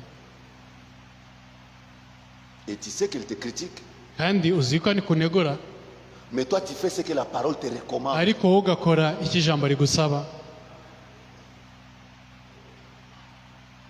Un chrétien, il est gentil. Umukristo ni umuntu ugwa neza. Quelqu'un peut dire Amen. Urashobora kuvuga amena. Ce sont les choses petites mais importantes pour la vie chrétienne. Ibintu bito ariko by'ingenzi mu buzima Les chrétiens bwa gikristo. sont devenus un peu comme, je ne sais pas comment, des gens sans position. Kubera ko abakristo bahindutse abantu badafite igihagararo. Parlez du bien de celui qui parle de mal de vous. Uvuga ibyiza umuntu ukuvuga ibibi. Le prophète dit, et c'est ainsi que vous garderez votre cœur libre de toute amertume. Umuhanuzi aravuga uti nuko muzarinda umutima wanyu ubohotse n'ibintu bibi byose, Et vous aimerez toujours votre prochain kandi muzakunda iteka umuntu ukuri hafi ukwegereye.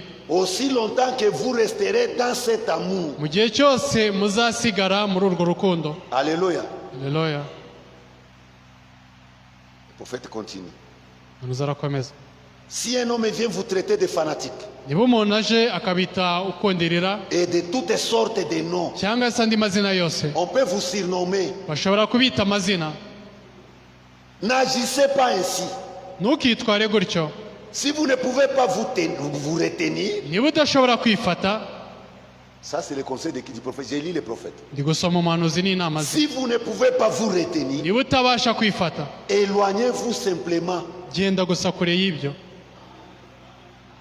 Mais dans votre cœur, Ariko mu mitima yanyu vous devriez être dans une position telle que vous puissiez dire, mugomba kuba mu gihagararo kugeza ku rwego aho mubasha kuvuga frère, peut-être que si vous comprenez les choses de la manière dont moi je les uti comprends, mwene data wenda iyo uza gusobanukirwa ibintu nk'uko mbisobanukirwa, vous les ressentirez comme moi. mwari kubyumva kimwe nanjye. Vous voyez? Murabona, Soyez réellement plein de douceur pour cette personne. ugire gusa ubugwaneza bwinshi kuri uwo Et muntu, continuez comme cela. kandi mukomeze gutyo. Pourquoi le Saint-Esprit m'a conduit ici? kubera icyo umwuka wera yanyoboye Parce que hano dans cette église, il y a quelqu'un qui a un problème. kubera ko muri iri torero hari umuntu ufite ikibazo. Le Saint-Esprit ne peut pas parler en vain. Umwuka wera ntiyavuga ku busa. Ça va t'aider. Ibi ngibi C'est un bizagufasha, médicament. ni umuti.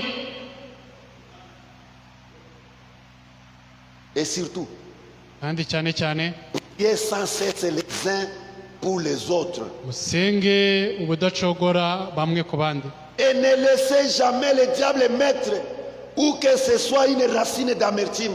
kandi ntimukareke ngo satani ashyire ikintu icyo ari cyo cyose muri mwebwe umuzi usharira. Vous voyez? Urabona, Gardez vos âmes pures. murinde ubugingo bwanyu bwera. Quelqu'un peut dire Amen. Urashobora kuvuga amena? Je veux que tout le monde dise Amen. Ndashaka ko buri wese avuga amena. Gardez vos âmes pures. Murinde ubugingo bwanyu bwera. Alléluia. Haleluya. Il dit, Uravuga, car nous vivons les dernières heures de l'histoire de ce monde. kubera ko turi kubaho amasaha ya nyuma y'amateka Vous y'isi. comprenez? Urasobanukirwa? Nous sommes à la fin. Turi ku iherezo. Chers amis, Nshuti zanjye, nous sommes à la fin sans l'ombre de doute. turi ku iherezo nta gushidikanya na guke. Le prophète dit, Muzatubwira, considérez donc ceci comme une leçon. mufate ibi ngibi nk'isomo. Nous sommes. Une leçon, c'est-à-dire leçon d'aujourd'hui.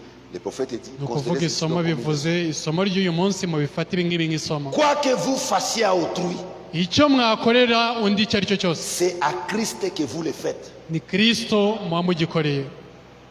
Souvenez-vous-en. Mujye mubyibuka ibyo. Le prophète dit, Maze aratubwira, disons cela tous ensemble. tubivuge ibi ngibi byose twese hamwe. Branham et l'auditoire répètent. Buraname n'itorero bose babisubiramo. Le prophète a demandé que l'église répète ça. Umuhanuzi yasabye ko itorero ribisubiramo. Ce que vous faites aux autres, Ibyo mukorera abandi vous le faites à Christ. muba mubikorera Kristo. On peut répéter ça ensemble. Ese ibyo twabisubiramo Ce twese? que vous faites aux autres, Ibyo mukorera abandi vous le faites à Christ. muba mubikorera Kristo. Le prophète a fait répéter ça à l'église. Umuhanuzi yabisubirishije mu itorero. C'est très important. Ni iby'ingenzi cyane. Paul dit que nous sommes sauvés par la grâce. Pawulo atubwira ko twacunguwe ku bw'ubuntu. C'est par la grâce que vous êtes sauvés. Ni ku bw'ubuntu mwacunguwe Par les moyens de la foi. binyuriye mu buryo bwo Nous ne kwizera. sommes pas sauvés parce que nous sommes beaux. Ntabwo twacunguwe kuko turi beza. Nous ne sommes pas sauvés parce que nous avons contribué, non. Ntabwo twacunguwe kuko ari cyo twatanze. Nous sommes sauvés par la grâce de Dieu. Twacunguwe binyuriye mu buntu Et bw'Imana. beaucoup de grands hommes de Dieu se sont levés. Abakozi b'Imana bakomeye benshi Ils sont baragorotse allés prêcher la grâce. bajya kubwiriza ubuntu. Alléluia. Ils Haleluya. sont allés prêcher la grâce. Bajya kubwiriza ubuntu. C'est comme ça que le frère Moody Uko niko mwene data Mudi était allé prêcher partout dans la vie. yagiye kubwiriza ahantu hose La grâce. ubuntu. Frère, la grâce est très importante. Bene data, ubuntu ni ingenzi cyane. Est-ce que toi tu penses que si Dieu regarde ta vie, tu peux Ese wowe ukeka ko Imana iyo iza ko kureba ubuzima bwawe watsinda? même si tu t'enfermes dans la maison, Nubwo wakwifungirana mu nzu umunsi matin, wose, midi, soir, tu ne sors pas. uhereye mu gitondo kugera nimugoroba Tu vas udasohoka, pécher toujours. uzacumura n'ubundi. Les pensées, Ibitekerezo, tu vas pécher. uzacumura. Personne ne peut être sauvé sur base des actes qu'il pose. Nta muntu n'umwe wacungurwa binyuriye ku bikorwa akora. Nous sommes sauvés par la grâce de Twacunguwe Dieu. binyuriye mu buntu bw'Imana.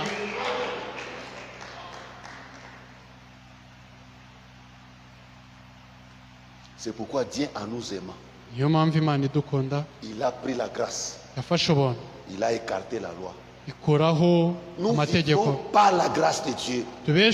Tubeshejweho n'ubuntu bw'Imana. Pour toi, venir ici, c'est la grâce. Kuri wowe kuba waje hano ni ubuntu bw'Imana. Recevoir le diplôme d'État comme la sœur a remercié Dieu, c'est la grâce. Kubona diplome nk'uko mushiki wacu yashimiye Imana hano ni ubuntu gusa. Avoir un mari, c'est la grâce. Kubona umugabo ni ubuntu bw'Imana.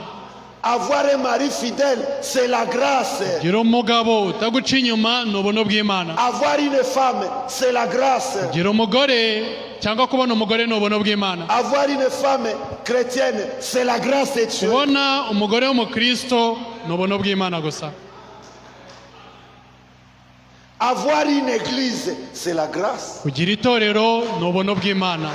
Avoir une bonne église, c'est la grâce. Kugira itorero ryiza ni ubuntu bw'Imana. Frère, ce n'est pas toi qui as cherché la grâce. Bene data, ntabwo ari mwe Mais c'est mwashakishije la ubuntu, grâce qui t'a cherché. ahubwo ni ubuntu bwabashakishije.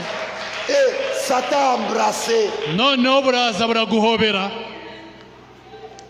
Moudi demandait aux gens, Mudi yabazaga abantu, est-ce que tu connais la grâce? utese uzi ubuntu? On lui a posé la grâce. La grâce c'est qui? Bamubajije uti ubuntu nde? Parce que la grâce, c'est une personne. Kubera ko ubuntu ni umuntu. Oh, la grâce. Oh, ubuntu. Sans la grâce, moi, je serais malheureux. Nta buntu njye nari kuba ndi imbabare. Grâce, grâce. Oh, la grâce. Frère, Bene data, moi, je regarde là où j'étais. njye ndeba aho nari ndi. J'ai dit merci, Seigneur. Nkavuga Peut-être je serai très loin aujourd'hui. wenda nari kuba ndi kure cyane uyu munsi.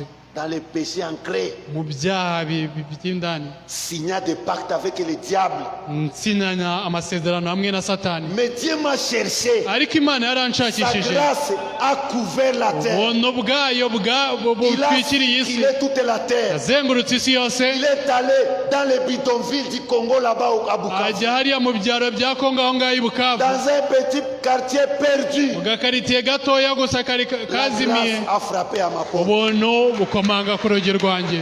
J'ai ouvert la porte. Mfunguye urugi. Je demandais c'est quoi monsieur? Ndabaza uti ni iki mugabo? Il m'a dit je m'appelle grâce. Arambwira uti nitwa ubuntu. Je suis venu te visiter. Naje kukugenderera.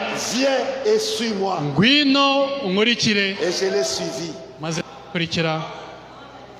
Combien de jeunes meurent dans les chanvres? Ese ni urubyiruko rungana iki rwicwa n'urumogi? Combien de jeunes meurent avec des maladies transmissiblement, sexuellement Ni transmissibles? urubyiruko rungana iki rwicwa n'indwara zandurira mu mibonano mpuzabitsina? Combien de jeunes meurent avec l'alcool? Ni urubyiruko rungana iki rwicwa n'inzoga? Mais toi, tu as reçu la grâce. Wowe wakiriye ubuntu, Tu n'as pas même soif. Même soif, tu n'en as pas. Nano La bwo- soif fait partie. nta nubwo ugira iyo nyota yaragiye. Oh, la grâce de Dieu. Oh, ubuntu bw'Imana. Que Dieu nous fasse grâce. Imana tugire ubuntu. C'est pourquoi Zacharie, Niyo mpamvu Zakariya il a regardé. yararebye. Si vous allez dans Zacharie 4.1. Uramutse ugiye muri Zakariya 4 murongo wa mbere. Zacharie 4.1. Zakariya 4 murongo wa Aujourd'hui, ce n'est mbere. pas seulement de la grâce. Prochainement, on va parler du jubilé. Ubuntu gusa uyu munsi, ubutaha tuzavuga kuri yubile. Zacharie 4. Zakariya 4. Oh Seigneur. Oh mwami. Zacharie 4. Zakariya 4.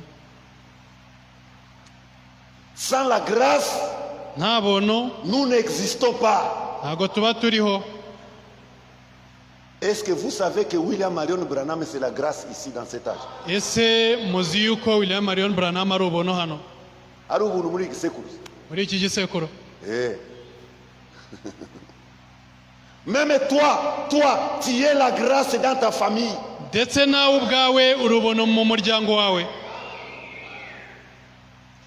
D'autres moments, Dieu veut frapper, il te voit, il arrête la colère. Ibindi bihe Imana ibigiye gukubita yakureba igatuza. Est-ce que vous savez que l'épouse, elle est la grâce pour cet âge de la Odyssée? Ese muzi yuko umugeni ari ubuntu muri iki gihe cya Quand Laodikiya? l'épouse va partir, Igihe umugeni azagenda, la grâce va partir ubuntu nibugenda, et la terre va tomber dans le isi jugement. izagwa mu rubanza.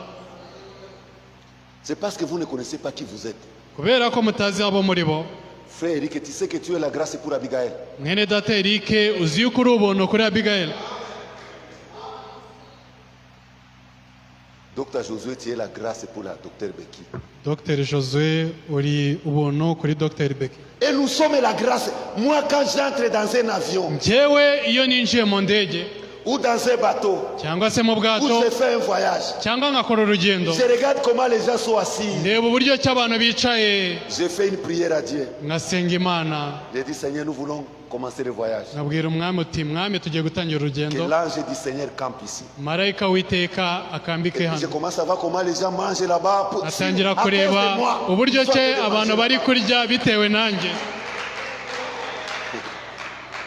Angalia, unakula mikate pale. navuga uti Il ne reba sait uyu pas que c'est nguyu à cause de moi. ari kurya imigati ntabwo azi yuko ari kubera njye Moi, je suis sa grâce. njyewe ndi ubuntu bwe Le diable amène un accident. satani yazana agisida L'ange du Seigneur se lève. marayika w'iteka agahaguruka hariya mu Il birere arrête l'accident agahagarika agisida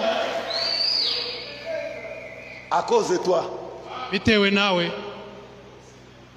L'ange du Seigneur campe autour de ceux qui craignent Dieu. marayika w'iteka akambika Est-ce hafi que tu sais la grâce y'abatinya que tu uwiteka as, frère? ese waba uzi ubuntu ufite mwene data La grâce c'est que toi tu es l'épouse Jésus-Christ. ubuntu ufite niko wowe uri umugeni Madame yesu Jésus. kirisito uri madamu wa yesu Regarde seulement comment la femme du président est gardée. reba uburyo ki gusa umugore wa perezida aba arinzwe Maintenant, nous sommes même la femme du plus que le président. noneho twe turi umugore w'uruta perezida Tu ne sais pas comment tu es gardé. ntabwo uzi uburyo ki urindwamo Ne tremblez pas devant des problèmes. ntugatitire imbere y'ibibazo L'armée céleste igisirikare cyo mu est ijoro derrière toi. kiri inyuma yawe Peut-être les gens qui n'ont pas Dieu ne peuvent pas voir. wenda abantu badafite imana Mais ntibabibona je te dis, ariko njye ndakubwira la cohorte d'anges yuko igisirikare cy'abamarayika est derrière toi. kiri inyuma yawe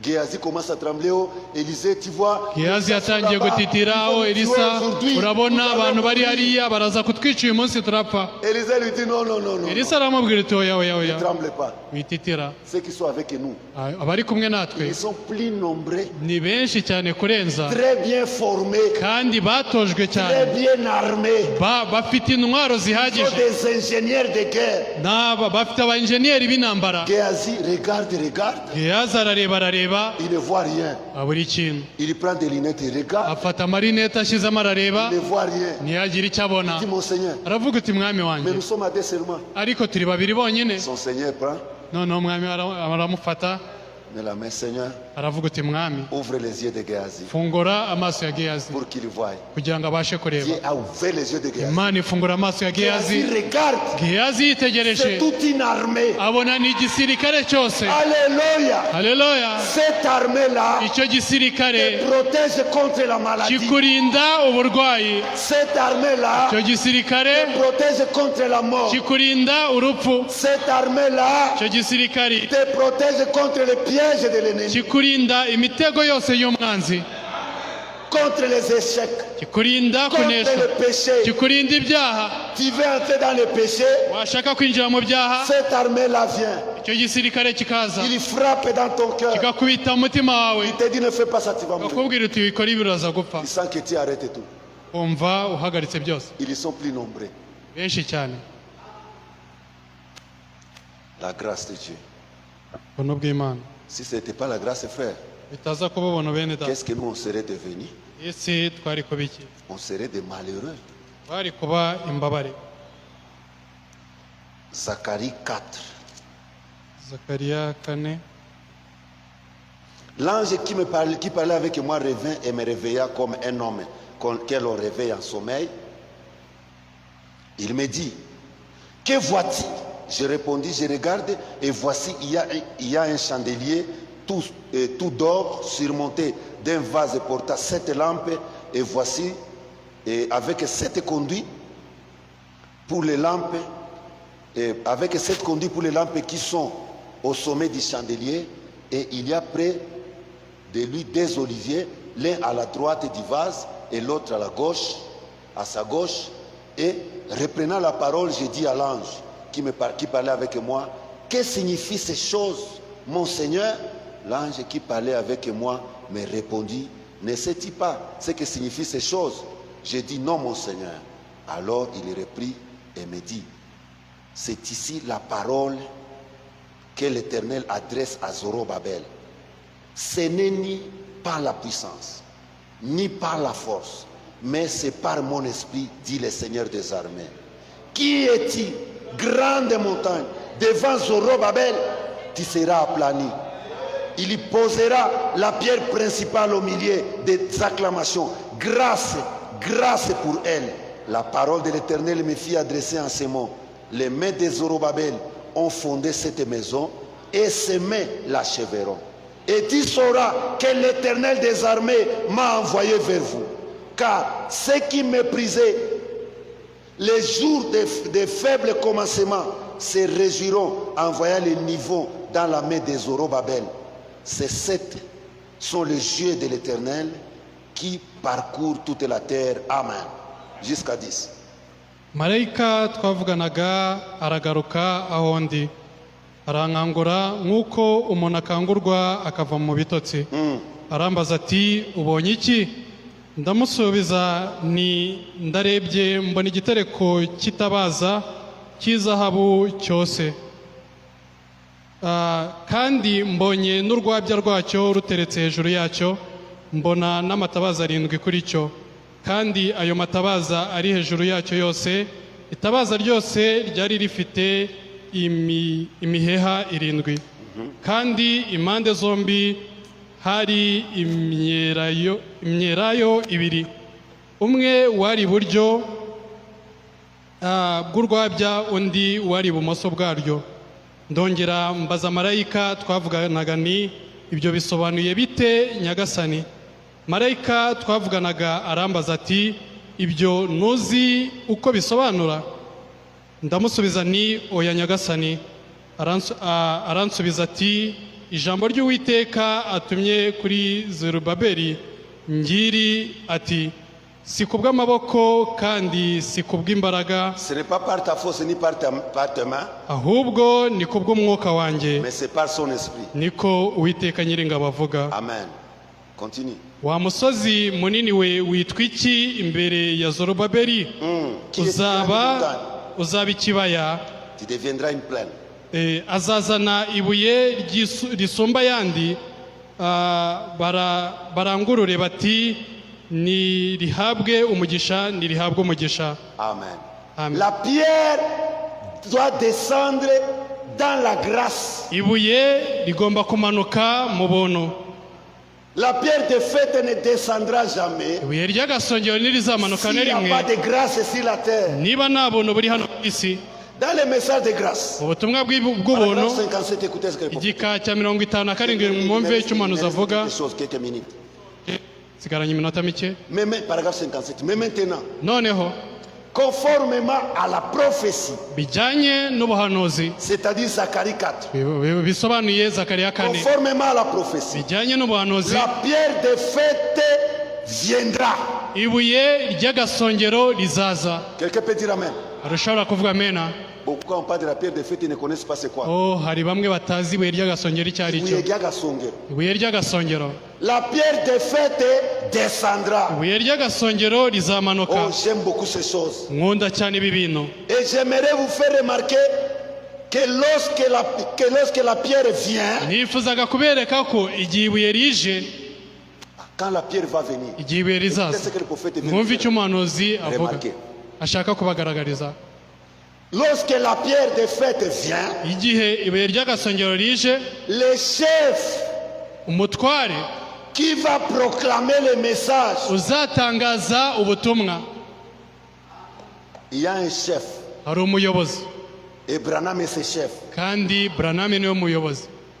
Le chef Umuyobozi qui va proclamer le message uzatangaza ubwo butumwa s'écriera azataka grâce, ubuntu grâce, ubuntu parce que le message que nous avons reçu, kubera ko ubutumwa c'est twakiriye une trompette qui crie ni grâce. impanda itakuta ubuntu Grâce. ubuntu Même ubuntu ici, c'est la grâce. ndetse n'ubuzima n'ubuntu. Pour les autres, c'est le jugement. ku bw'abandi ni urubanza, C'est le feu, la fumée, les tonnerres. ni umuriro ni umwotsi ni inkuba. Grâce, grâce. Ubuntu ubuntu C'est par grâce que nous sommes sauvés. ntibinyuriye mu buntu twacunguwe, Ce n'est pas par les œuvres, ntabwo ari kubw'imirimo yacu afin que personne ne se glorifie. kugira ngo hatagira uwihimbaza akishyira Et hejuru. le message de grâce a été foulé aux pieds des hommes au point qu'il est devenu une disgrâce. Kandi ubutumwa Bwakandagiwe n'aba. bwashyizwe ku birenge by'abantu kugeza aho babukandagiye, C'est devenu une disgrâce. bwahindutse Kubura. kubura ubuntu. Quelques-uns d'entre eux entrent dans la sécurité éternelle. Bamwe muri bo binjiye mu mutekano w'iteka, D'autres entrent. abandi binjira Oh, ils entrent dans tout. abandi binjira mu bintu byose. Vous comprenez? Basobanukirwa? Pourquoi alors, pourquoi critiquer-t-on ou pourquoi critiquer-t-on la grâce? Kubera iki wanegura ubuntu? Oh, nous sommes sauvés par les œuvres. twacunguwe Nous n'imirimo, sommes sauvés par la grâce twacunguwe au n'ubuntu moyen de la foi, binyuriye mu kwizera, pas par les œuvres. atari ku bw'imirimo. Les œuvres prouvent que vous avez été sauvés, Imirimo igaragaza ko mwacunguwe, mais ce qui vous sauve, c'est ce que Dieu a fait pour vous. ariko ikibacungura ni icyo Imana yabakoreye. La grâce vous sauve. Ubuntu burabacungura. Les œuvres maintenant que vous posez Imirimo noneho mugaragaza prouvent que vous êtes sauvés. igaragaza ko mwacunguwe. Est-ce que c'est clair? Se birumvikana? Les œuvres, c'est ce que vous faites. Imirimo ni ibyo mukora, Et ce que vous faites pour Dieu. ni ibyo mukorera Imana, Afin de témoigner votre reconnaissance pour ce que Dieu a fait pour vous. kugira ngo muhamirize ibyo Imana yabakoreye, Mais c'est pas la grâce que vous ariko êtes sauvés. ntibinyuriye mu buntu mwacunguwe.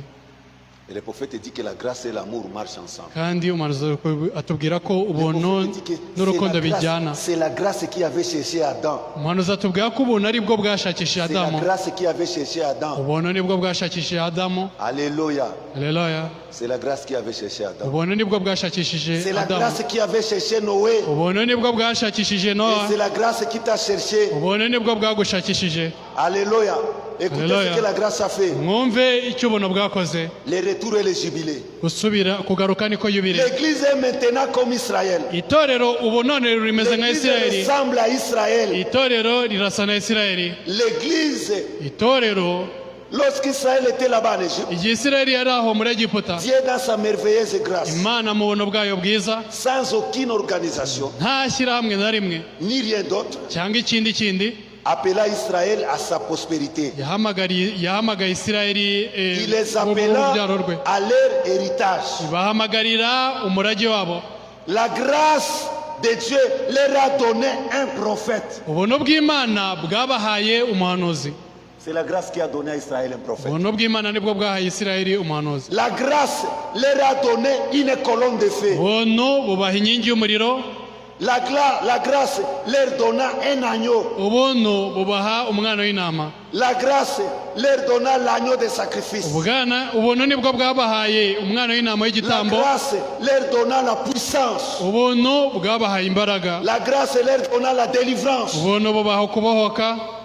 La grâce leur donna la victoire. Ubuntu bubaha intsinzi. La grâce leur donna toutes choses. Ubuntu bwabahaye ibintu byose. Comme Israël, Nka Isiraheli, l'Église itorero a reçu la même chose. ryakiriye ibintu bimwe. La grâce leur a donné toutes choses. Itorero ubuntu bwabahaye ibintu byose. Ils dansèrent en esprit. Noneho babyinaga mu Et mwuka, ils crièrent et louèrent Dieu à ce sujet. bagataka bashimira Imana ku bw'ibyo. Comprenez? Urasobanukirwa? Oh, je saute beaucoup de choses. Simbuka ibintu Je byinshi. ne vais pas parler de la grâce présidentielle, je vous avais déjà parlé de ça. Namaze kubibabwira ubuntu bwanzwe. Alors, après avoir prêché ce message de grâce, Nyuma noneho yo kubwiriza C'est là où je ubu termine. butumwa, aho niho nsoreza. des gens ont posé la question à Frère. Abantu babajije ikibazo Mwenda Tabranam En 64, après l'ouverture des sceaux, muri 64 nyuma yo kubumburwa Frère kw'ibimenyetso. Branham, Mwenda Tabranam tu as prêché le message de grâce wabwirije ubutumwa à bw'ubuntu l'âge de la Odyssée. ku gisekuru cya Laodikiya. Maintenant, après l'ouverture de la parole, Noneho nyuma yo kubumburwa kw'ijambo, est-ce que la grâce est finie? ese ubuntu bwararangiye? Aujourd'hui, pourquoi je prêche? Uyu munsi kubera iki nyabwiriza ubuntu? Peut-être que je passe le temps pour rien. Wenda ndi gutakaza ubuntu ku bw'ubusa. Dieu ne sauve plus. Imana ni igicungura. La grâce est déjà finie. Ubuntu wenda bwararangiye. Est-ce que la grâce est terminée, frère? Ese ubuntu bwararangiye bene Sœur, data? est-ce que la grâce est terminée? Ese bashiki bacu bwararangiye? Alors nous venons à l'église. Kubera iki noneho tuza ku Je ne peux rusengero? pas aller à l'église si la grâce est terminée. Ntabwo najya ku rusengero ubuntu bwararangiye. Pourquoi je prêche Kubera iki mbwiriza alors que la grâce est terminée? kandi ubuntu bwararangiye? Est-ce que l'ouverture des sceaux Yes. a terminé la grâce? Kubumburwa kw'ibimenyetso kwarangije ubuntu. Après avoir prêché, Nyuma yo kubwiriza, après avoir enseigné, nyuma yo kwigisha, les gens ont eu la confusion. abantu bagize Ils viennent uruyobe, auprès du prophète. baza kwegera Dans umuhanuzi. question-réponse numéro 3. Mu bibazo n'ibisubizo nimero ya gatatu yabwirijwe Le 30 août 1960. tariki 30 z'ukwa munani muri 1964 On pose la question babaza 348. ikibazo umuhanuzi, ikibazo cya 348. 348 plutôt. Question 348. Ikibazo cya 348. Frère Branham, Mwene data Branham, certains disent que le temps de la grâce est terminé. bamwe bavuga ko igihe cy'ubuntu cyarangiye. Je suis à 64. Ndi muri 64 Et que personne ne peut être sauvé. kandi nta muntu n'umwe ushobora gucungurwa. Donc ces questions n'ont pas commencé, ça a commencé depuis le temps Ni de ukuvuga ko icyo kibazo ntabwo cyahereye ubu, cyahereye guhera muri icyo gihe cy'umuhanuzi. Ba mama mnanifata? Bamama murangurikiye? Je, neema iliisha. Ese ubuntu bwaba bwararangiye? Est-ce que la grâce est terminée? Ese ubuntu bwararangiye? Personne ne peut être sauvé. Nta muntu n'umwe On peut arrêter la wacungurwa. prédication de la parole. Twahagarika ibibwiriza by'ijambo, twasigara mu rugo. Maintenant, est-ce vrai? Ese ni ukuri?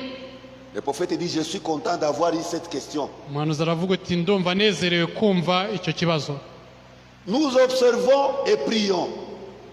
Twitegereze dusenge. Nous observons les lignes de prière. Reba tujye ku murongo w'amasengesho. Il me semble que certains trouvent encore grâce. Bisa nkaho abantu bamwe bakibona ubuntu. Mais maintenant, ceci est la première question. Noneho iki ni ikibazo cya Et mbere. vous en avez deux. Ufite ibibazo bibiri. Est-ce que le temps de la grâce est terminé? Si igihe cy'ubuntu cyararangiye? N'ayez jamais une telle pensée. Ntimuzigere na rimwe mugira igitekerezo kimeze gityo. Quelqu'un peut dire amen? Urashobora kuvuga amena? N'ayez jamais une telle pensée. Ntimukagire igitekerezo kimeze gityo. Murabona? Continuez simplement à faire tout ce que vous pouvez jusqu'à ce que vous soyez enlevés. Mukomeze gusa mukora ibyo mwabasha gukora kugeza igihe muzazamurirwa. Le prophète dit, voyez-vous. Umuhanuzi aravuga uti murabona? Donc la grâce va courir jusqu'à Ni l'enlèvement. ukuvuga ko ubuntu buzakomeza kugeza ku izamurwa. Alléluia. Haleluya. Ok, ça va, c'est la sœur qui voulait. Ok. Maintenant, Noneho il continue. arakomeza Vous soyez enlevés. Voyez-vous. kugeza ubwo muzazamurwa. Murabona? Nous remarquons que certains trouvent grâce dans la ligne de prière. Tubona ko bamwe babonera ubuntu ku murongo w'amasengesho. Ni La ukuri grâce, les portes sont ouvertes. amarembo ubuntu bw'aho amarembo afunguye.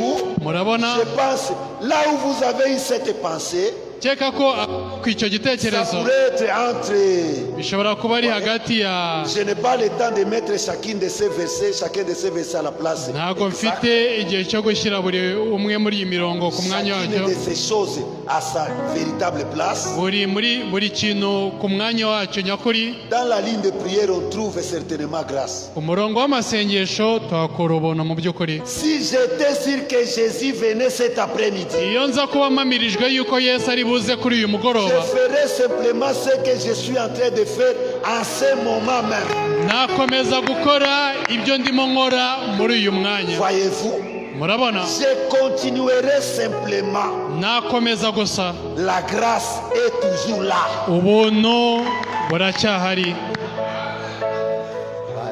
Voyez-vous, Murabona? la grâce est toujours là. Ubuntu buracyahari. 201. 201. Je termine. Ndasimbuka Le gake. septième âge de l'église. Igisekuru cya karindwi cy'itorero. Nous sommes à la fin du septième âge de l'église. Ni ku iherezo ry'igisekuru cya Lorsque je dis la fin, igihe mvuze ku iherezo, cela ne veut pas dire que c'est cette heure même, ibyo ntabwo bivuze yuko ari iyi saha, cette même minute. ntabwo ari uno munota. Donc vous rappelez que la Bible disait au temps du Seigneur Jésus. Muribuka ko Bibiliya yavugaga igihe cy'umwami Yesu. Paul disait, Pawulo yaravugaga car le temps est proche. kuko igihe kiri bugufi. Voyez-vous Murabona? combien cela a duré d'après le temps de Dieu? Ibyo byamaze igihe. C'était Igihe hier. cy'Imana C'était hier. byari ejo. Selon mon temps, bijyanye n'igihe cyanjye, cela a fait 2000 ans. ibyo byamaze imyaka 200, ibihumbi 2000. Murabona? Le temps est proche, ça a fait 2000 ans. byamaze imyaka ibihumbi 2000. Depuis le temps de Paul, on disait que le temps est proche. uhereye igihe cya Pawulo bavugaga ko igihe kiri Mais ça a pris bugufi, 2000 ans. ariko bimara imyaka Mais pour ibihumbi 2000. Dieu, ariko c'était ku hier. Mana byari ejo hashize.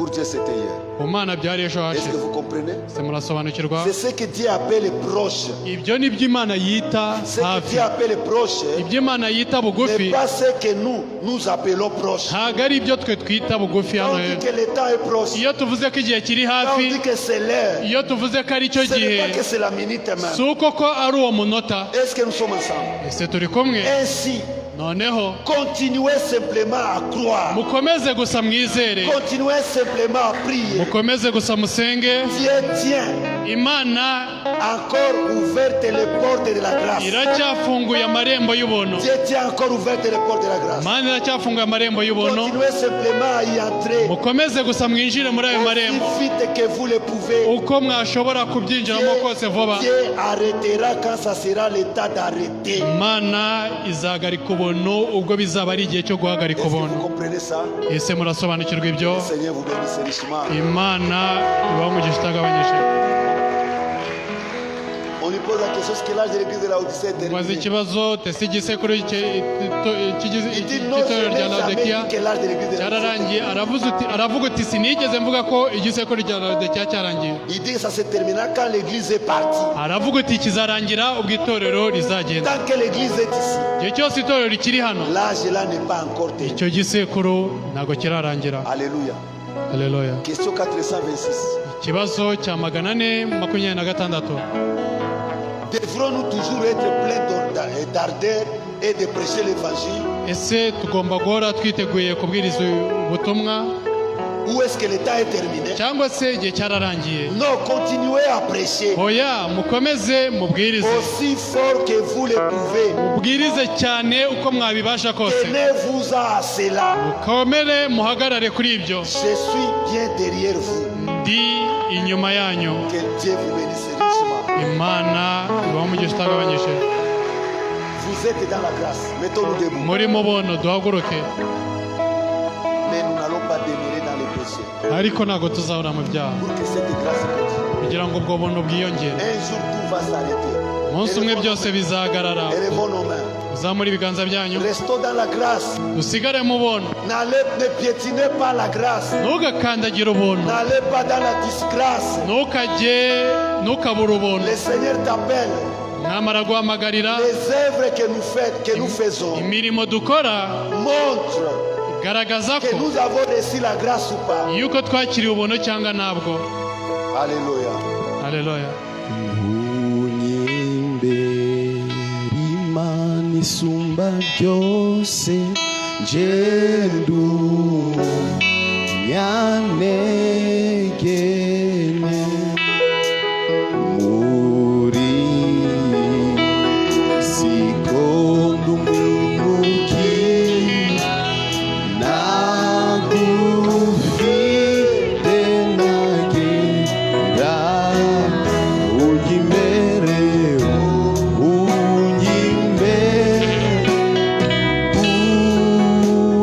unyimbere mbere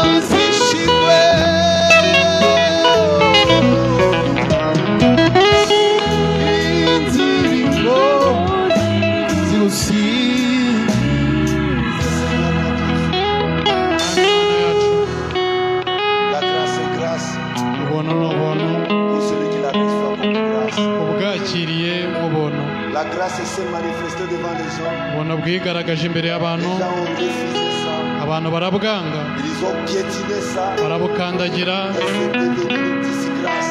bihinduka kubura ubuntu.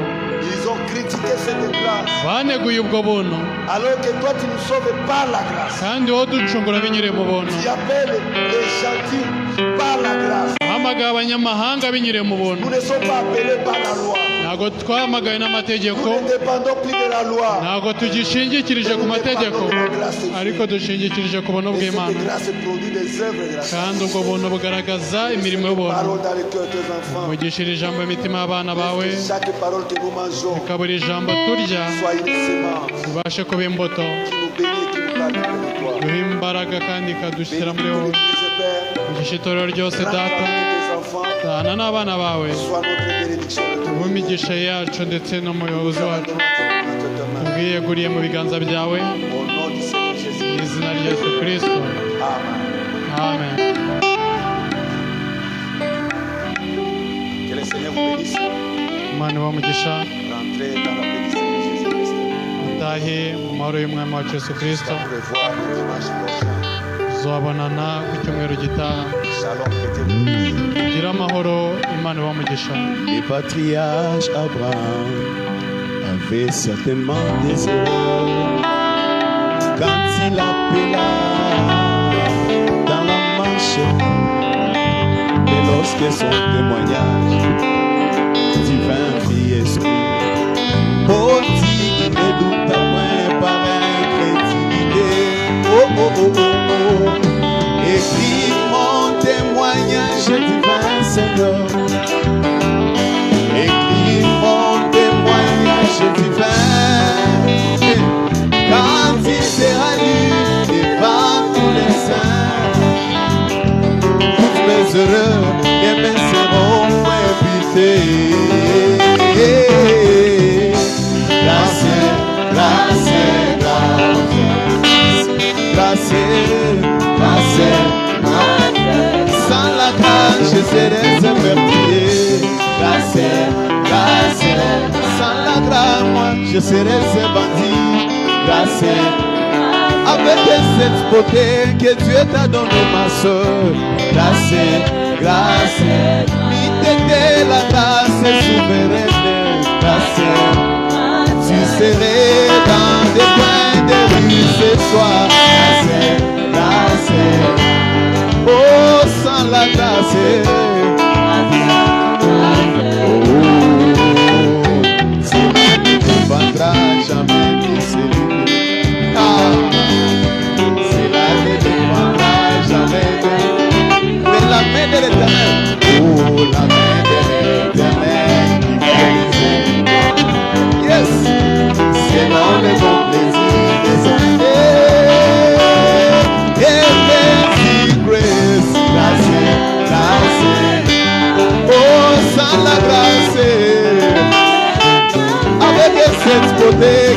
t'a donné à